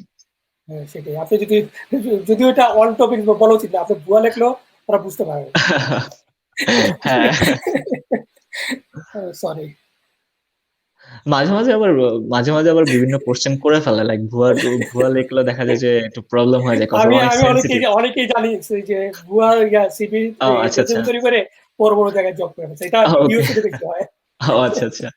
আচ্ছা, এটা কোর্সটা হচ্ছে ইউনিভার্সিটি অফ সাসকাচুয়ান পড়াশোনার জন্য এলাকায় নিজে কাজ করে থাকা। সো ওটা ওটা বললাম, যেটা আমি ওইটাও বলবো যে আপনার এটা ডিপেন্ড করতেছে আপনার জব পাওয়ার উপর এবং আপনার মান্থলি কত। যেমন হচ্ছে আমি আপনাকে একটা বেসিক আইডিয়া দিই যে সাসকাচুয়ান তো সবচেয়ে লোয়েস্ট একটা ইনকাম বলতে পারেন, যে lowest minimum wedge. So lowest minimum wedge কিভাবে আমি হয়তো 80% টিউশন ফি ম্যানেজ করতে পারছি। সো ওটা হচ্ছে আপনার, এই যে আমি পার্ট টাইম জব করতাম প্রতি এই যে 8 মাস, কজ 2টা সেমিস্টার তো আপনাকে ফুল টাইম থাকতেই হবে যদি আপনি বাইরে জব করতে চান, রাইট? সো 8 মাসে যদি আপনি, দেখা যাচ্ছে আমি যদি $500 করে বা $600 করে ইনকাম করি, আমার যদি কস্ট $400 যায়, যে আমি যদি এরকম একটু সেভিংস করে চলি, তাহলে কিন্তু $200 কিন্তু আপনি ম্যানেজ করতে পারতেছেন প্রতি সেমিস্টারে বা প্রতি মাসে। তাহলে 8 মাসে আপনার প্রায় কিন্তু $2000, লাগে আমি অ্যারাউন্ড ধরলাম যে $2000 কিন্তু আপনার একটা সেভিংস হয়ে যাচ্ছে। আর সামারটা যদি আপনি টার্গেট নেন যে না আমি 6টা কোর্স, লাইক আমি আগেই বলছি যে there is an option, like আপনি চাইলে 5টা কোর্স কমপ্লিট করতে পারবেন 1 বছরে, ঠিক আছে? আপনি চাইলে 3টা, সরি, আপনি চাইলে 10টা কোর্স কমপ্লিট করতে পারবেন, সরি আমার মিস্টেক ছিল, 10টা কোর্স কমপ্লিট করতে পারবেন আবার, অথবা চাইলে আপনি 6টা কোর্স কমপ্লিট করতে পারবেন, সামারটা ফুললি বাদ, এবং আপনি প্রতি সেমিস্টারে মিনিমাম 3টা কোর্স নিতে পারবেন এবং ম্যাক্সিমাম 5টা। এটা নিয়ম, এটা ইউনিভার্সিটির নিয়ম। হয়তো ইউনিভার্সিটি ভ্যারাইজ করে, বিভিন্ন ইউনিভার্সিটি বিভিন্ন নিয়ম, বাট আমার ইউনিভার্সিটিতে মানে পাবলিক ইউনিভার্সিটি গুলোর মধ্যে নিয়ম হচ্ছে মিনিমাম 3টা ম্যাক্সিমাম 5টা, ঠিক আছে? সো আপনি যদি 3টা করে কোর্স নেন, তাহলে দেখেন আপনি বছরে কিন্তু 6টা কোর্স কমপ্লিট করতেছেন। এবং 6টা কোর্সে আমি যদি একটা রাউন্ড ফিগার যদি, যে আপনার $2200 করে আপনার টিউশন ফি, ধরেন এখন আমি বেশি ধরলাম, 2000 না ধরলাম, তাহলে কিন্তু আপনার 6টা কোর্সের জন্য যেই অ্যামাউন্টটা আসতেছে, লাইক 12,000 থেকে আপনার 6টা হচ্ছে 13,200 সামথিং, $13,200 আসতেছে হচ্ছে আপনার টিউশন ফি, রাইট? সো আমি মনে করি যে আপনি থাকা খাওয়া দেওয়ার পর আপনার $2,000 সেভিংস হচ্ছে 8 মাসে, রাইট? 8 মাসে সেভিংস হওয়ার পরে যদি আপনি $2,000 থেকে একটু বাড়ায়ও যদি সেভিংস করতে পারেন সামহাও, ঠিক আছে, একটা আমি ধরলাম যে একটা জবই করলেন, বা আপনি তো সামারটা তো টার্গেট নিতেই হবে। সামারে আপনি মানে জাস্ট আপনার টিউশন ফি কে টার্গেট রাখবেন যে আপনার মোর দেন টিউশন ফি উঠে গেছে, ঠিক আছে? আপনি যদি এরকম ভাবে ই করেন, কজ আপনি সামারে যদি 2টা জব করেন, আপনি ফুল টাইম 40 ঘন্টা হিসাব করে একটা জবের হিসাব করেন না, যে ফুল টাইম আপনি পার উইকে 40 ঘন্টা কাজ করতেছেন, and how much you are making. So আমার মনে হয় যে এই আইডিয়াটা দিয়ে আমি বেসড অন মাই এক্সপিরিয়েন্স আমি বলবো যে হ্যাঁ দেওয়া যায়। আমি সবার কথা বাদ দিয়ে দিলাম, আমি বলবো যে হ্যাঁ দেওয়া যায়। আমি যদি আপনি ইউনিভার্সিটি অফ সাসকাচুয়ান বলেন, তাহলে তো ওটা হচ্ছে সাসকাটুনে ওটা লোকেটেড, ঠিক ওটা আছে? ওটা মনে হয় ওটার টিউশন ফি মনে হয় একটু তোমাদেরটা থেকে একটুখানি কম একটু মনে হয়, একটু তাই না? একটু বেশি, ওটা একটু কম, বেশি, ওটা একটু একটু বেশি, বেশি, আর ওখানে অপরচুনিটি বেশি যেহেতু বড় সিটি। অপরচুনিটিস বেশি, যেহেতু সাসকাটুন সিটিটা বলতে পারেন যে ডাবল, রেজানা থেকে ডাবল, সেখানে বিজনেস বলেন, জব অপরচুনিটিস বলেন, everything is like way more like good than Regina, ঠিক আছে? তো আমার মনে হয় এটা পারফেক্ট। মাস্টার্স এর বিষয়ে তো কি বলবেন? তারপর তো আপনি বলছেন অলরেডি যে টিউশন ফি অনেক কম। হ্যাঁ, হ্যাঁ, এক দুই কথায় শেষ মাস্টার্স করে এর দেন। জন্য আমি আমি আমি একটা প্রস বলতে পারি যে অবশ্যই তো মাস্টার্স এর জন্য তো ধরেন যে টিউশন ফি কম, আপনার টাইমটা কম লাগতেছে, যেমন যে আমরা 4 বছরের একটা আন্ডার গ্রাজুয়েট করলে 4 বছর একটা হিউজ টাইম, মাঝে মাঝে 5 বছরও লেগে যায় যদি আপনি সামারের কোর্স না নেন। মাস্টার্স এ কিন্তু আপনার এরকম কোনো গ্যাপ দেওয়ার সুযোগ নেই, আপনার সামারও কোর্স, উইন্টারও কোর্স, ফলো কোর্স, মিনিমাম একটা কোর্স নিতে হচ্ছে। সো দেখা যায় যে প্রেশার, আমি অবশ্যই আন্ডার গ্রাজুয়েট থেকে মাস্টার্স যেহেতু হাই লেভেলের একটা স্টেপ, সো অবশ্যই আপনার প্রেশারটাও এরকম পড়বে, আমি অ্যাকসেপ্টেবল। বাট যেহেতু আপনার 10টা কোর্স, আমার মনে হয় টিউশন ফি অনেক কম, আপনার এক্সপিরিয়েন্স ব্যাক হোম আছে, তো আপনি অনেক কিছু অলরেডি জানেন এই বিষয়ে, এবং দেখা যায় যে আপনি সবচেয়ে বড় যেই সুবিধাটা সেটা হচ্ছে মাস্টার্সে আপনার স্কলারশিপ কানাডাতে অনেক বেশি, অনেক। You can not imagine, like compare to under graduate masters scholarship কিরকম। অনেক অপরচুনিটিস, অনেক অপশন। মাস্টার্সে আপনি অ্যাপ্লাই করে যদি একটু ভালো রেজাল্ট করতে পারেন তাহলে আপনি গ্র্যান্ট পাবেন, আপনি কোনো মানে রিসার্চ অ্যাসিস্ট্যান্ট হিসেবে সুযোগ পেয়ে যাবেন, অথবা এই অন্য অন্য স্কলারশিপের জন্য অ্যাপ্লাই করতে পারবেন, অনেক অপরচুনিটি। কিন্তু একটা যেহেতু সুবিধা আছে সেখানে অসুবিধাও আছে, এটা আমি বলবো। কানাডাতে মাস্টার্স মাঝে মাঝে ওভার কোয়ালিফাইড বিবেচনা করা হয় বিভিন্ন জব সেক্টরে, ঠিক আছে, যে আপনি অনেক ওভার কোয়ালিফাইড। এবং এটা কেন ওভার কোয়ালিফাইড বলা হয়, ওরা মনে করে যে আপনি এই পজিশনটার মধ্যে থাকবেন না লং টার্ম, যেহেতু আপনি অলরেডি একটা মানে অনেক বেশি পড়াশোনা করছেন এবং অনেক কোয়ালিফাইড। সো আপনি কি দেখা যাবে একটু ভালো কিছুর জন্য যাবেন বা আবার পড়াশোনায় ব্যাক করবেন, তখন দেখা যায় যে এটা এমপ্লয়ারদের জন্য একটু লস। সো এটা একটা মানে নেগেটিভ সাইড, বাট এটাকে আমি হ্যাঁ, একটু প্রাধান্য দিব না। এটা একটা মনে রাখবেন যে কানাডাতে কিন্তু ওভার কোয়ালিফাইড হলে অনেক সময় জব পেতে কষ্ট হয়। কষ্ট হয়। আমাদের দেশে কিন্তু আবার সিচুয়েশনটা অন্যরকম। আমাদের দেখা যাচ্ছে যে বাংলাদেশে যে মানে হ্যাঁ হ্যাঁ দেখা হ্যাঁ, যাচ্ছে পিওনের জবে মাস্টার্স হায়ার করে বসে রয়েছে। এখানে রাইট কিন্তু রাইট ওরা এটা আবার খুব ভালোভাবে দেখে যে যেই রাইট জব করতেছেন এই জবের জন্য আসলে মিনিমাম কত জব হলেই চলে, সেই ওরা ওদেরকে টার্গেট করার চেষ্টা করে। রাইট। ওরা এবং কিন্তু এর আপনি চেয়ে বেশি টার্গেট করতে চায় না। আপনি একটা জিনিস এই আমি আরিফ ভাইকে বলতে চাচ্ছি, আপনি একটা জিনিস জানলে একটু অবাক হবেন যে কানাডাতে 80% জবের রিকোয়ারমেন্ট হচ্ছে গ্রেড 12। লাইক গ্রেড 12 হচ্ছে 80% জবের রিকোয়ারমেন্ট। ওকে, সো মানে এটা আমি একটা নেগেটিভ সাইড বলছি, বাট ডোন্ট বি হোপলেস, ঠিক আছে, পজিটিভ সাইড তো অনেক আছে। এবং অনেক মাস্টার্স স্টুডেন্ট আমার আমার পরিচিত আছে যারা এখানে এসে অনেক ভালো করছে এবং অলরেডি তারা এখানে লাইফ সেটেল করে ফেলছে। সো আমার মনে হয় যে আন্ডার গ্রাজুয়েট থেকে মাস্টার্স এর আমি সবসময় একটু হিংসা করি, লাইক জেলাস ফিল করি মাস্টার্স এর স্টুডেন্টদের নিয়ে, যে man you are going to graduate within 1 year or 2 years, so I have to be stay here for 4 years। So এটা একটা আমি অলওয়েজ এটা জেলাস ফিল করি, but hope for the best. আচ্ছা ভাই, শর্মা ভাই, আমরা কিন্তু এ নিয়ে ডিটেলস আলোচনা করছি। হ্যাঁ, তা আমি এইটা আপনাকে বলবো যে আমাদের ভিডিওর প্রথম দিকে দেখতে অন ক্যাম্পাস অফ ক্যাম্পাসে আমরা প্রচুর আলোচনা করছি এই রাজিলা আমি ইউনিভার্সিটি নিয়ে। আপনি যদি দুই এক কথায় কিছু বলতে চান বলতে পারেন, আমি কারণ জাস্ট এটা আমাদের অনেক এটা কোয়েশ্চেন। রাইট, এটা এটা যদি আমি একটু এক কথায় বলতে চাই তাহলে আপনি ভিডিওর প্রথম দিকে দেখলে তো অবশ্যই রেজানা ইউনিভার্সিটিতে অবশ্যই ইনফরমেশন পাবেন। বাট এই part time on campus of campus জবটা ডিপেন্ড করে আপনি কোন সিটিতে লোকেশনে এবং কোন ইউনিভার্সিটিতে যাচ্ছেন এটার উপর ডিপেন্ড করে।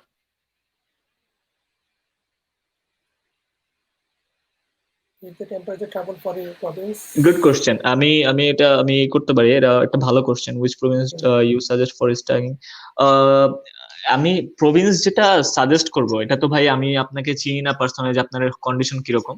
এই প্রভিন্স চয়েসটা বা ইউনিভার্সিটি চয়েসটা আমি আপনার উপর ছেড়ে দিলাম। বাট প্রথম যে পার্টটা ওইটা আমি বলতে চাইছি, আমার আমার প্রভিন্সে টেম্পারেচার খুবই খুবই এক্সট্রিম, খুবই এক্সট্রিম, ঠিক আছে। মাঝে মাঝে এখানে ফিলস লাইক -48, এবং আমি আসার আগের ইয়ার 2015-14-এ দেখা গেছে যে -52 বা 55ও চলে গেছে। সো খুবই এক্সট্রিম, মাঝে মাঝে খুবই খারাপ হয়, বাট রিলেটিভলি কম, মানে কিছু ইয়ার ধরে লাইক পাস্ট ফিউ ইয়ার্স এখানে টেম্পারেচার একটু ভালো আর কি, -40, 44 বা 35, বিটুইন 35 to 44 থাকে। লাইক আমরা এটাকে ভালোই বলি, উইন্টার, এক্সট্রিম উইন্টারে ভালোই বলি।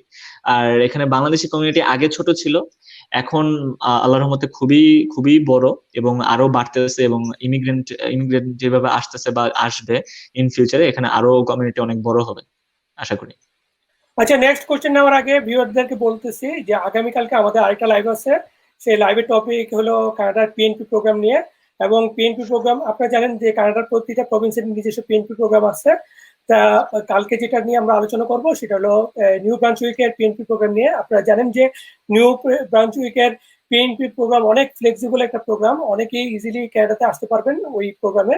তা আমাদের ওই প্রোগ্রামে এরকম একজন গেস্ট আসবেন যিনি রিসেন্টলি নিউ ব্রান্সউইকে পিএনপি প্রোগ্রাম নিয়ে আসছেন। আমরা তার আইডিয়া এবং তার এক্সপিরিয়েন্স শেয়ার করবো আপনাদের সঙ্গে এই লাইভে। তা আপনারা যারা ইন্টারেস্টেড, কালকে ঠিক বাংলাদেশ সময় রাত 9টায় আমাদের সেই লাইভ শুরু হবে। আপনাদেরকে আমন্ত্রণ জানাচ্ছি। তাছাড়া আমাদের এই ভিডিও ডিসক্রিপশনেও আমরা চেষ্টা করবো সেই লাইভের লিঙ্কটা দিয়ে দেওয়ার। আপনারা অবশ্যই দেখবেন যারা পিএনপি প্রোগ্রাম নিয়ে ইন্টারেস্টেড। তারপর আমি নেক্সট কোশ্চেনটা দিচ্ছি। শিওর।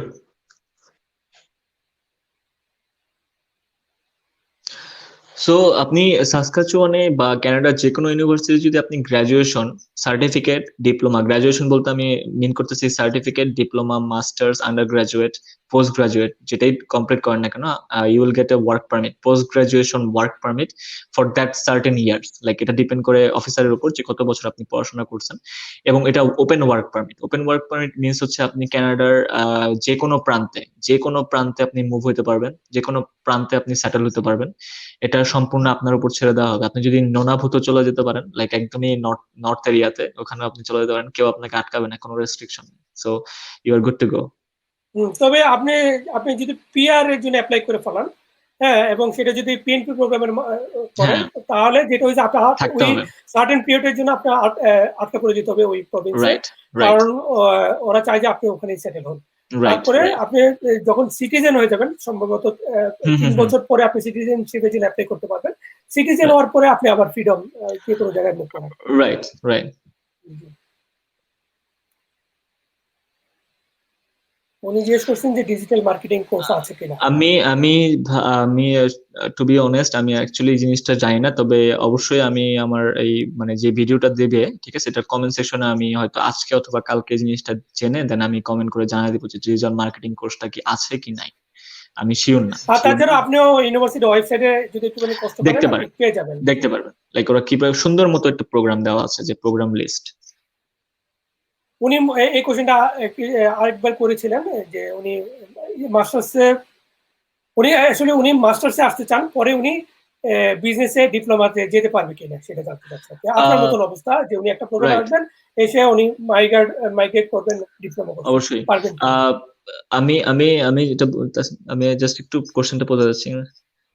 আচ্ছা, সো আপনি আন্ডার গ্রাজুয়েট, যেহেতু মাস্টার্স আসবেন, আমি বলতেই পারি যে আপনি আন্ডার গ্রাজুয়েট অলরেডি করে ফেলছেন, ঠিক আছে। সো এই সিচুয়েশনে আপনি যদি ইংরেজিতে, আমি ধরে নিলাম যে আপনি ইংরেজিতেই আন্ডার গ্রাজুয়েট কমপ্লিট করছেন ইন ব্যাক হোম। সো আপনি যদি এই মাস্টার্সে এসে দেন আপনি যদি বিজনেসে চলে যান, তাহলে আমি বলবো যে সেখানে একটা মানে আপনার পিয়ারের ক্ষেত্রে একটা কনফ্লিক্ট হইতে পারে যদি আপনি এক্সপ্রেস এন্ট্রিতে অ্যাপ্লাই করেন, ঠিক আছে। পিএনপি তে যদি অ্যাপ্লাই করেন তাহলে আমি কনফ্লিক্ট বলবো না, কনফ্লিক্ট হবে না, ঠিক আছে। তো এক্সপ্রেস এন্ট্রিতে হয়তো হতে পারে, কিন্তু পিএনপিতে হবে না। তারপরে হবে না, ক্যানাডিয়ান ওয়ার্কিং এক্সপিরিয়েন্সও হবে না। হবে না, অনেকগুলো right. অনেকগুলো সেক্টরে ওপেন অনেকগুলো থাকে, ওয়ে আছে, আপনি কিন্তু হ্যাঁ পারবেন। আপনি মুভ হতে পারবেন, লাইক পারবেন। চেঞ্জ করতে পারবেন। It's up to you, depending on আপনার ইউনিভার্সিটি কিভাবে অ্যাপ্লিকেশনটা নিতেছে, আপনার তো অ্যাপ্লিকেশনটা হয়তো কিভাবে আপনাকে নিতেছে। এর জন্য একটা ছোট ফাইন দিতে হবে বা কোনো রাইট, এবং আপনাকে ইয়ে আছে। এক্সপ্লেনেশনও দিতে হতে পারে যে আপনি হুম, কেন ইংলিশে এসে কেন চুজ মানে মুভ করতে হুম। যাচ্ছেন অন্য তবে ডিপার্টমেন্ট। পারবে না, অনেকেই করে এটা। অনেকেই করে, অনেকেই করে। আমি আমি বলতে চাচ্ছি কি, ডিপ্লোমা ইন বিজনেস ম্যানেজমেন্ট অথবা ফাইন্যান্স, যদি বলেন like finance major, marketing major, বাংলাদেশে তো আমরা কিভাবে আন্ডার গ্রাজুয়েট করি, লাইক আমরা কিন্তু মেজর বেস করে দেন আন্ডার গ্রাজুয়েট করি, যে আমি bachelor in finance, bachelor in measures, like marketing অথবা ম্যানেজমেন্ট, এভাবে করি। এখানেও সেমই করে। বাট ডিপ্লোমা ইন বিজনেস ম্যানেজমেন্টে যদি জব করেন তাহলে অপরচুনিটি কিরকম। ডিপ্লোমা ইন বিজনেস ম্যানেজমেন্টে যদি আপনি জব মানে যদি শেষ করে আপনি জব অপরচুনিটিস এর কথা বলেন, তাহলে আমি বলবো যে বিজনেস রিলেটেড যতগুলো অপরচুনিটিস এখানে আপনি কনসিডার করতেছেন প্রত্যেকটার মধ্যে আপনি অ্যাপ্লাই করতে পারবেন। এরকম না যে আপনার বিজনেস ম্যানেজমেন্টে যে করছেন এটার মধ্যেই খুঁজতে হবে যে কোনো জায়গায় কি কোনো এমপ্লয়ার কি ম্যানেজমেন্টের জন্য কোনো পোস্ট দিছে কিনা জবের। No, you can apply for administrative assistant, clerical assistant, অথবা you can apply for accountant clerk, like basic entry level যে জবগুলো, যেগুলোর জন্য ধরেন যে আপনার রেজিস্টার হইতে হয় না, তারপর আপনার ওরকম কোনো হাই লেভেলের ন্যাশনাল কোনো পরীক্ষা দিতে হয় না, এগুলোর জন্য আপনি ইজিলি লাইসেন্স নিতে হয় না, যেটা বল মেন জিনিস, লাইসেন্স নিতে হয় না এগুলোর জন্য। ওগুলো ছাড়া আপনি যে কোনো বিজনেস রিলেটেড পজিশনের জন্য অ্যাপ্লাই করতে পারেন। You can also apply for restaurant supervisor, which is also consider for business, like business level background থেকেই আপনার রেস্টুরেন্ট সুপারভাইজার বা ম্যানেজার এটার মধ্যে অ্যাপ্লাই করা যায়, উইচ ইজ নট ব্যাড, ঠিক আছে। আপনার এখানে পিজি ডিপ্লোমা আছে কিনা আপনার ইউনিভার্সিটিতে? হ্যাঁ, হ্যাঁ, হ্যাঁ, পোস্ট গ্রাজুয়েশন ডিপ্লোমা আছে, এটা অলমোস্ট অল ইউনিভার্সিটিতে পোস্ট গ্রাজুয়েশন ডিপ্লোমা আছে।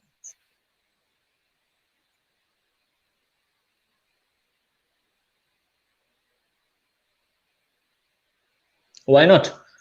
এটা এটা এটা খুবই ভালো, আপনি একটা গুড রিজন দিতে পারবেন। আপনি অবশ্যই পোস্ট গ্রাজুয়েশন ডিপ্লোমা প্রোগ্রামে অ্যাপ্লাই করতে পারবেন এবং আপনি একটা গুড রিজন দিতে পারবেন যে আপনি আফটার এমবিএ কমপ্লিট করার পর after 7 years you realise that no আমার একটু মানে নলেজ গেইন করা আমার দরকার, বা আমার কোম্পানি চাচ্ছে যে তুমি কিছু নলেজ গেইন করে আসো, দেন তোমাকে আমরা প্রমোশন দিব, something like that. You can make a good study purpose letter.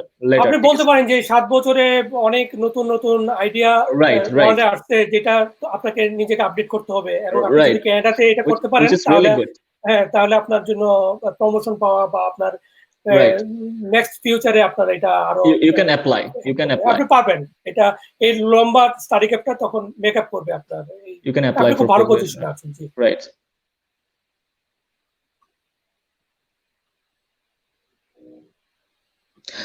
So 2 বছরের ডিপ্লোমা হেলথ সার্ভিস বা হেলথ রিলেটেড যে ব্যাকগ্রাউন্ড দিয়ে কোর্সগুলা, হ্যাঁ আমি বলবো যে 2 বছর 3 বছর 4 বছর সবই আছে, ঠিক আছে। এখানে আপনার সাসকাচুয়ান ইউনিভার্সিটি আছে, রিজেনা ইউনিভার্সিটি আছে, কিন্তু সাসকাচুয়ান পলিটেকনিক আছে, ঠিক আছে। সাসকাচুয়ান পলিটেকনিকে কিন্তু আপনার এরকম এই হেলথ সার্ভিস রিলেটেড কোর্স গুলা যেগুলা, এগুলো কিন্তু অনেক, আপনি একটু সার্চ করে দেখবেন যে Saskatchewan polytechnic, okay.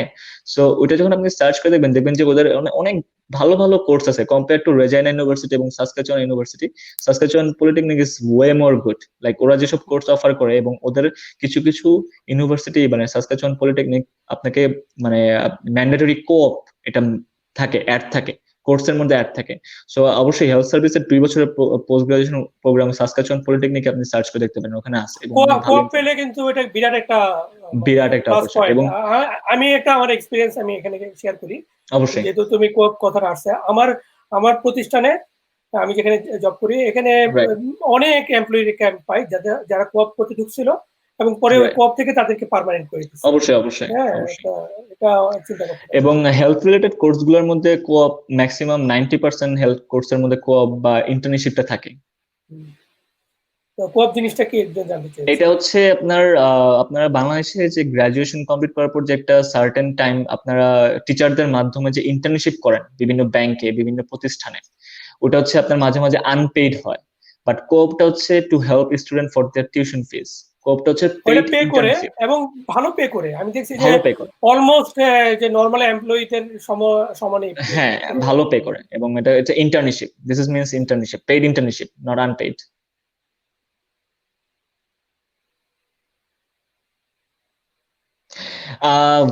University of Regina and University of Saskatchewan 2 বছরের পোস্ট গ্রাজুয়েশন ডিপ্লোমা। 2 বছরের পোস্ট গ্রাজুয়েশন ডিপ্লোমা বলতে যেটা আছে যে 2 বছরের কোর্স আছে যেগুলো কনসিডারেবল আপনার পোস্ট গ্রাজুয়েশন ডিপ্লোমা, বা আপনারা যদি মানে কেউ যদি পড়াশোনা কমপ্লিট করে আবার পড়াশোনা করতে চায়, এগুলো কনসিডারেবল করে। বাট এরকম ভাবে আপনি কোনো নাম দেখবেন না যে এটা post graduation diploma program. You have to search like which course is which duration, like how long it is, like 2 years, 1 year. Certificate কোর্সও আছে, সার্টিফিকেট কোর্স 1 ইয়ার, যেটা আমি বললাম। আমি করেছি 2 বছরের ডিপ্লোমা, যেটা আপনি kind of post graduation diploma বললেও পারেন। লাইক আমি তো গ্রাজুয়েশন করি নাই, সো আপনি চাইলে পোস্ট গ্রাজুয়েশন ডিপ্লোমা করতে পারেন এই 2 বছরের জিনিসটাকে। লাইক আপনি কিভাবে কনসিডার করতেছেন এটার উপর ডিপেন্ড করে। বাট হ্যাঁ, এখানে অপরচুনিটিস আছে, অনেক ইউনিভার্সিটির মধ্যে আছে, আমার ইউনিভার্সিটিতে আছে। As I mentioned, আমার ভিডিওতে আপনি দেখবেন যে 80% টিউশন ফি আমি লাইক অলমাইটি আল্লাহ আমাকে হেল্প করছে এখানে ম্যানেজ করার 80%। বাট 20% ইয়াস, আমার প্যারেন্টস থেকে আমার একটু হেল্প লাগছে 20%। 80% ক্যাশ জব বা 90% ক্যাশ জব আপনার রেস্টুরেন্টে হয়। রেস্টুরেন্টে অ্যাজ এ সার্ভার অথবা কিচেন হেল্পার অথবা ফুড হ্যান্ডেলিং সামথিং এরকম কোনো পজিশনে এগুলোর মধ্যে হয়, অথবা গ্রোসারি শপে অ্যাজ এ ক্যাশিয়ার, এগুলোর হয়। মানে 80-90% অনেক মাংস কাটে দেখি। হ্যাঁ, গ্রোসারি স্টোর গুলোর মধ্যে ক্যাশিয়ার এবং হচ্ছে বিভিন্ন ভিতরের কাজগুলা। আমি এটা বলবো এখন 18,000 ফর আন্ডার গ্রাজুয়েট। লাইক এটা স্ট্যান্ডার্ড। যদি আপনি 10টা কোর্স কমপ্লিট করেন তাহলে ওরা স্ট্যান্ডার্ডটা মেনটেন করে, ওরা মেনশন করে ইউনিভার্সিটি ওয়েবসাইটে যে ওরা ধরে নেয় যে একটা স্টুডেন্ট 1 বছরে 10টা কোর্স কমপ্লিট করবে। এই 10টা কোর্সের উপর ডিপেন্ড করে ওই টিউশন ফিটা ওরা দেখায়। কিন্তু আপনি চাইলে আর কমও করতে পারেন, বেশিও করতে পারেন। উনি যে শুনছেন যে 80% কিভাবে কভার করছেন, উনি সেটা জানতে স্যার কিভাবে 80% করছেন? আপনি তো অলরেডি কি জব করছেন সেগুলো জানাইছেন। রাইট। তারপরে ওনার সম্ভবত এইটা ধারণা যে আপনি তো 20 ঘন্টা করে কাজ করছেন, তাই না? রাইট প্রতি সপ্তাহে। তাহলে কিভাবে রাইট 80%? আমি আমি আপনিও হ্যাঁ আমি এটা বলবো তারপরে যে তো সামারে তো আপনি ফুল টাইম করতে পারছেন। তাহলে তো অনেক রাইট সময় সামার 80% এবং করা যায়। হচ্ছে পার্ট টাইমের ওই সেভিংসটা দিয়ে 80% কভার হয়েছে। হয়েছে তারপরে যেটা বললেন যে লাইফস্টাইল, অনেকে চিন্তা করেন যে পুরো বাসা রাইট ভাড়া নিয়ে থাকবে, তখন হ্যাঁ অনেকে আবার কয়েকজন মিলে থাকে, কয়েকজন মিলে থাকলে কিন্তু কস্ট অনেক টাকাটা কমে কম আসে। এবং আবার অনেকে সাসকাচুয়ানের কিন্তু রেন্ট অনেক কম। কম, আবার সাসকাচুয়ানের অনেকে রেন্ট অনেক অনেকে যেটা হচ্ছে দেখা গেছে যে রান্না নিজে করে না, রাইট রাইট বাইরে যে খেয়ে আসবে, রেস্টুরেন্ট রেস্টুরেন্টে খেয়ে। কিন্তু যারা অনেকে গ্রুপে থাকে তারা দেখা যায় যে একসঙ্গে মিলে রান্না করে, মিলে তখন হ্যাঁ খরচটা আরো কমে আসে। খরচ খরচ কমে আসে। রাইট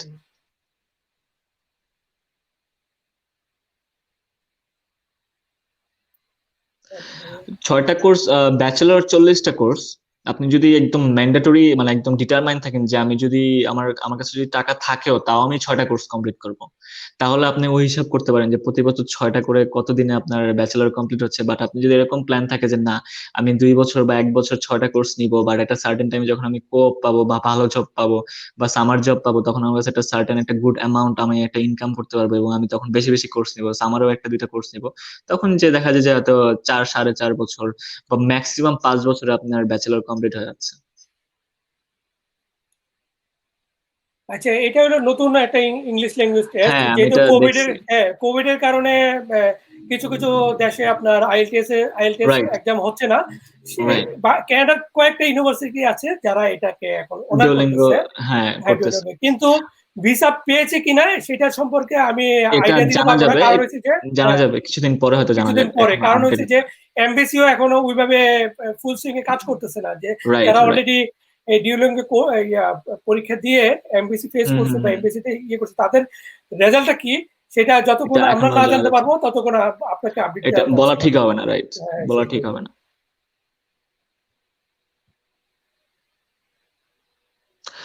আপনার এটা হেলথ কন্ডিশন, ধরেন শ্বাসকষ্ট কিন্তু মানে যদি এক্সট্রিম লেভেলের না থাকে তাহলে কিন্তু আপনার অলমোস্ট অনেক মানুষেরই শ্বাসকষ্টনে আছে, আমার পরিচিত যারা তাদেরও শ্বাসকষ্ট আছে।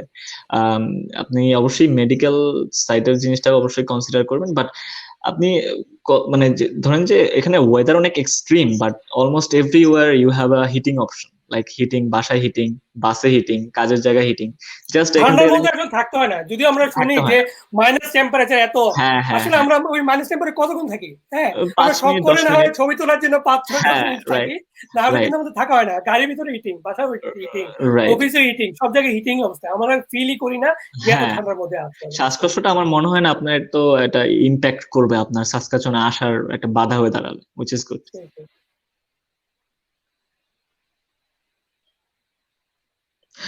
আহ, আমি রাশেদুল ভাইকে বলতে চাই আমি ব্যাচেলর কমপ্লিট এখনো করি নাই, আমার প্ল্যান আছে আফটার পিআর পার্মানেন্ট রেসিডেন্সি আমি আবার ইউনিভার্সিটিতে ব্যাক করে 2 বছর করে কমপ্লিট করে দেন আমি ব্যাচেলর কমপ্লিট করে ফেলবো। রাইট নাও আমি ডিপ্লোমা কমপ্লিট করছি ইন বিজনেস অ্যাডমিনিস্ট্রেশন।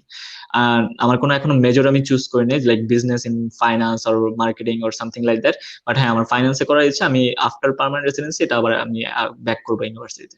রাইট তা ইয়া তুমি তো অনেক সময় দিলা, প্রায় তো আমি যদি বলি প্রায় 1 ঘন্টা 40 মিনিট। রাইট হ্যাঁ, তা তোমাকে আমি আর কষ্ট দিতে চাই না। তার কোনো সমস্যা নেই, আমি দ্যাটস জানি ওকে। যে তুমি খুব পোলাইট মানুষ, তুমি হয়তো বলবা যে না কোনো নো অসুবিধা নেই, তারপরেও নো আমি দ্যাটস ওকে। না it's okay, আমি আর তোমাকে আর কষ্ট দেবো না। আমি জানি যে ভিউয়ার্স আপনাদের অনেক কোয়েশ্চেন, প্রায় 40টার মতো কোয়েশ্চেন আরো আছে। আমি 40টা কোয়েশ্চেন যদি নেই সিরিয়াল অনুযায়ী তাহলে আমার আরো কয়েক ঘন্টা লাগবে। তা আমি সেটা নিচ্ছি না। আপনারা যেটা করতে পারেন, আপনারা যদি পুরো ভিডিওটা দেখেন আপনাদের ম্যাক্সিমাম কোয়েশ্চেনের অ্যান্সার কিন্তু আসলে দেওয়া হয়ে গেছে। তারপর রাইট যদি রাইট মনে করেন যে কোয়েশ্চেনটা দেওয়া হয়নি, আপনারা নিচে কমেন্টে কোয়েশ্চেনটা আবার রিপিট করতে পারেন, আমরা ইনশাল্লাহ সেটা দেওয়ার চেষ্টা করবো। হ্যাঁ ট্রাই করবো যে আপনারা রিপ্লাই আমি দেওয়ার। এই কথাটা আপনাকে দিতে পারি, অ্যাটলিস্ট আপনার কোয়েশ্চেনটা আমি পিক করবো। রাইট হ্যাঁ, তা আপনি সেটা করবেন। তা ভিউয়ার্স, বাংলাদেশের কোভিড এর অবস্থা খুবই খারাপ এই মুহূর্তে। আপনারা সুস্থ থাকেন, আমি সেই দোয়াই করি। আর আমাদের জন্য আপনারা দোয়া করবেন, আর আমাদের অবশ্যই। লাইভগুলো নিয়মিত দেখবেন সেইটা আশা করি। আর আমি আপনাদেরকে আবার রিমাইন্ড দিতে চাচ্ছি যে আগামীকালকে আমাদের আরেকটা লাইভ আছে, যেটা পিএনপি প্রোগ্রামের উপরে। যারা নিউ ব্রাঞ্চ উইকে পিএনপি প্রোগ্রাম নিয়ে কানাডা আসতে চান তারা সেটা দেখতে পারেন, ঠিক বাংলাদেশ সময় রাত 9টার সময় সেই প্রোগ্রামটা হবে। আপনাদেরকে দেখার আমন্ত্রণ জানিয়ে আমাদের আজকের এই লাইভ এখানেই শেষ করছি। আল্লাহ হাফেজ। আল্লাহ হাফেজ।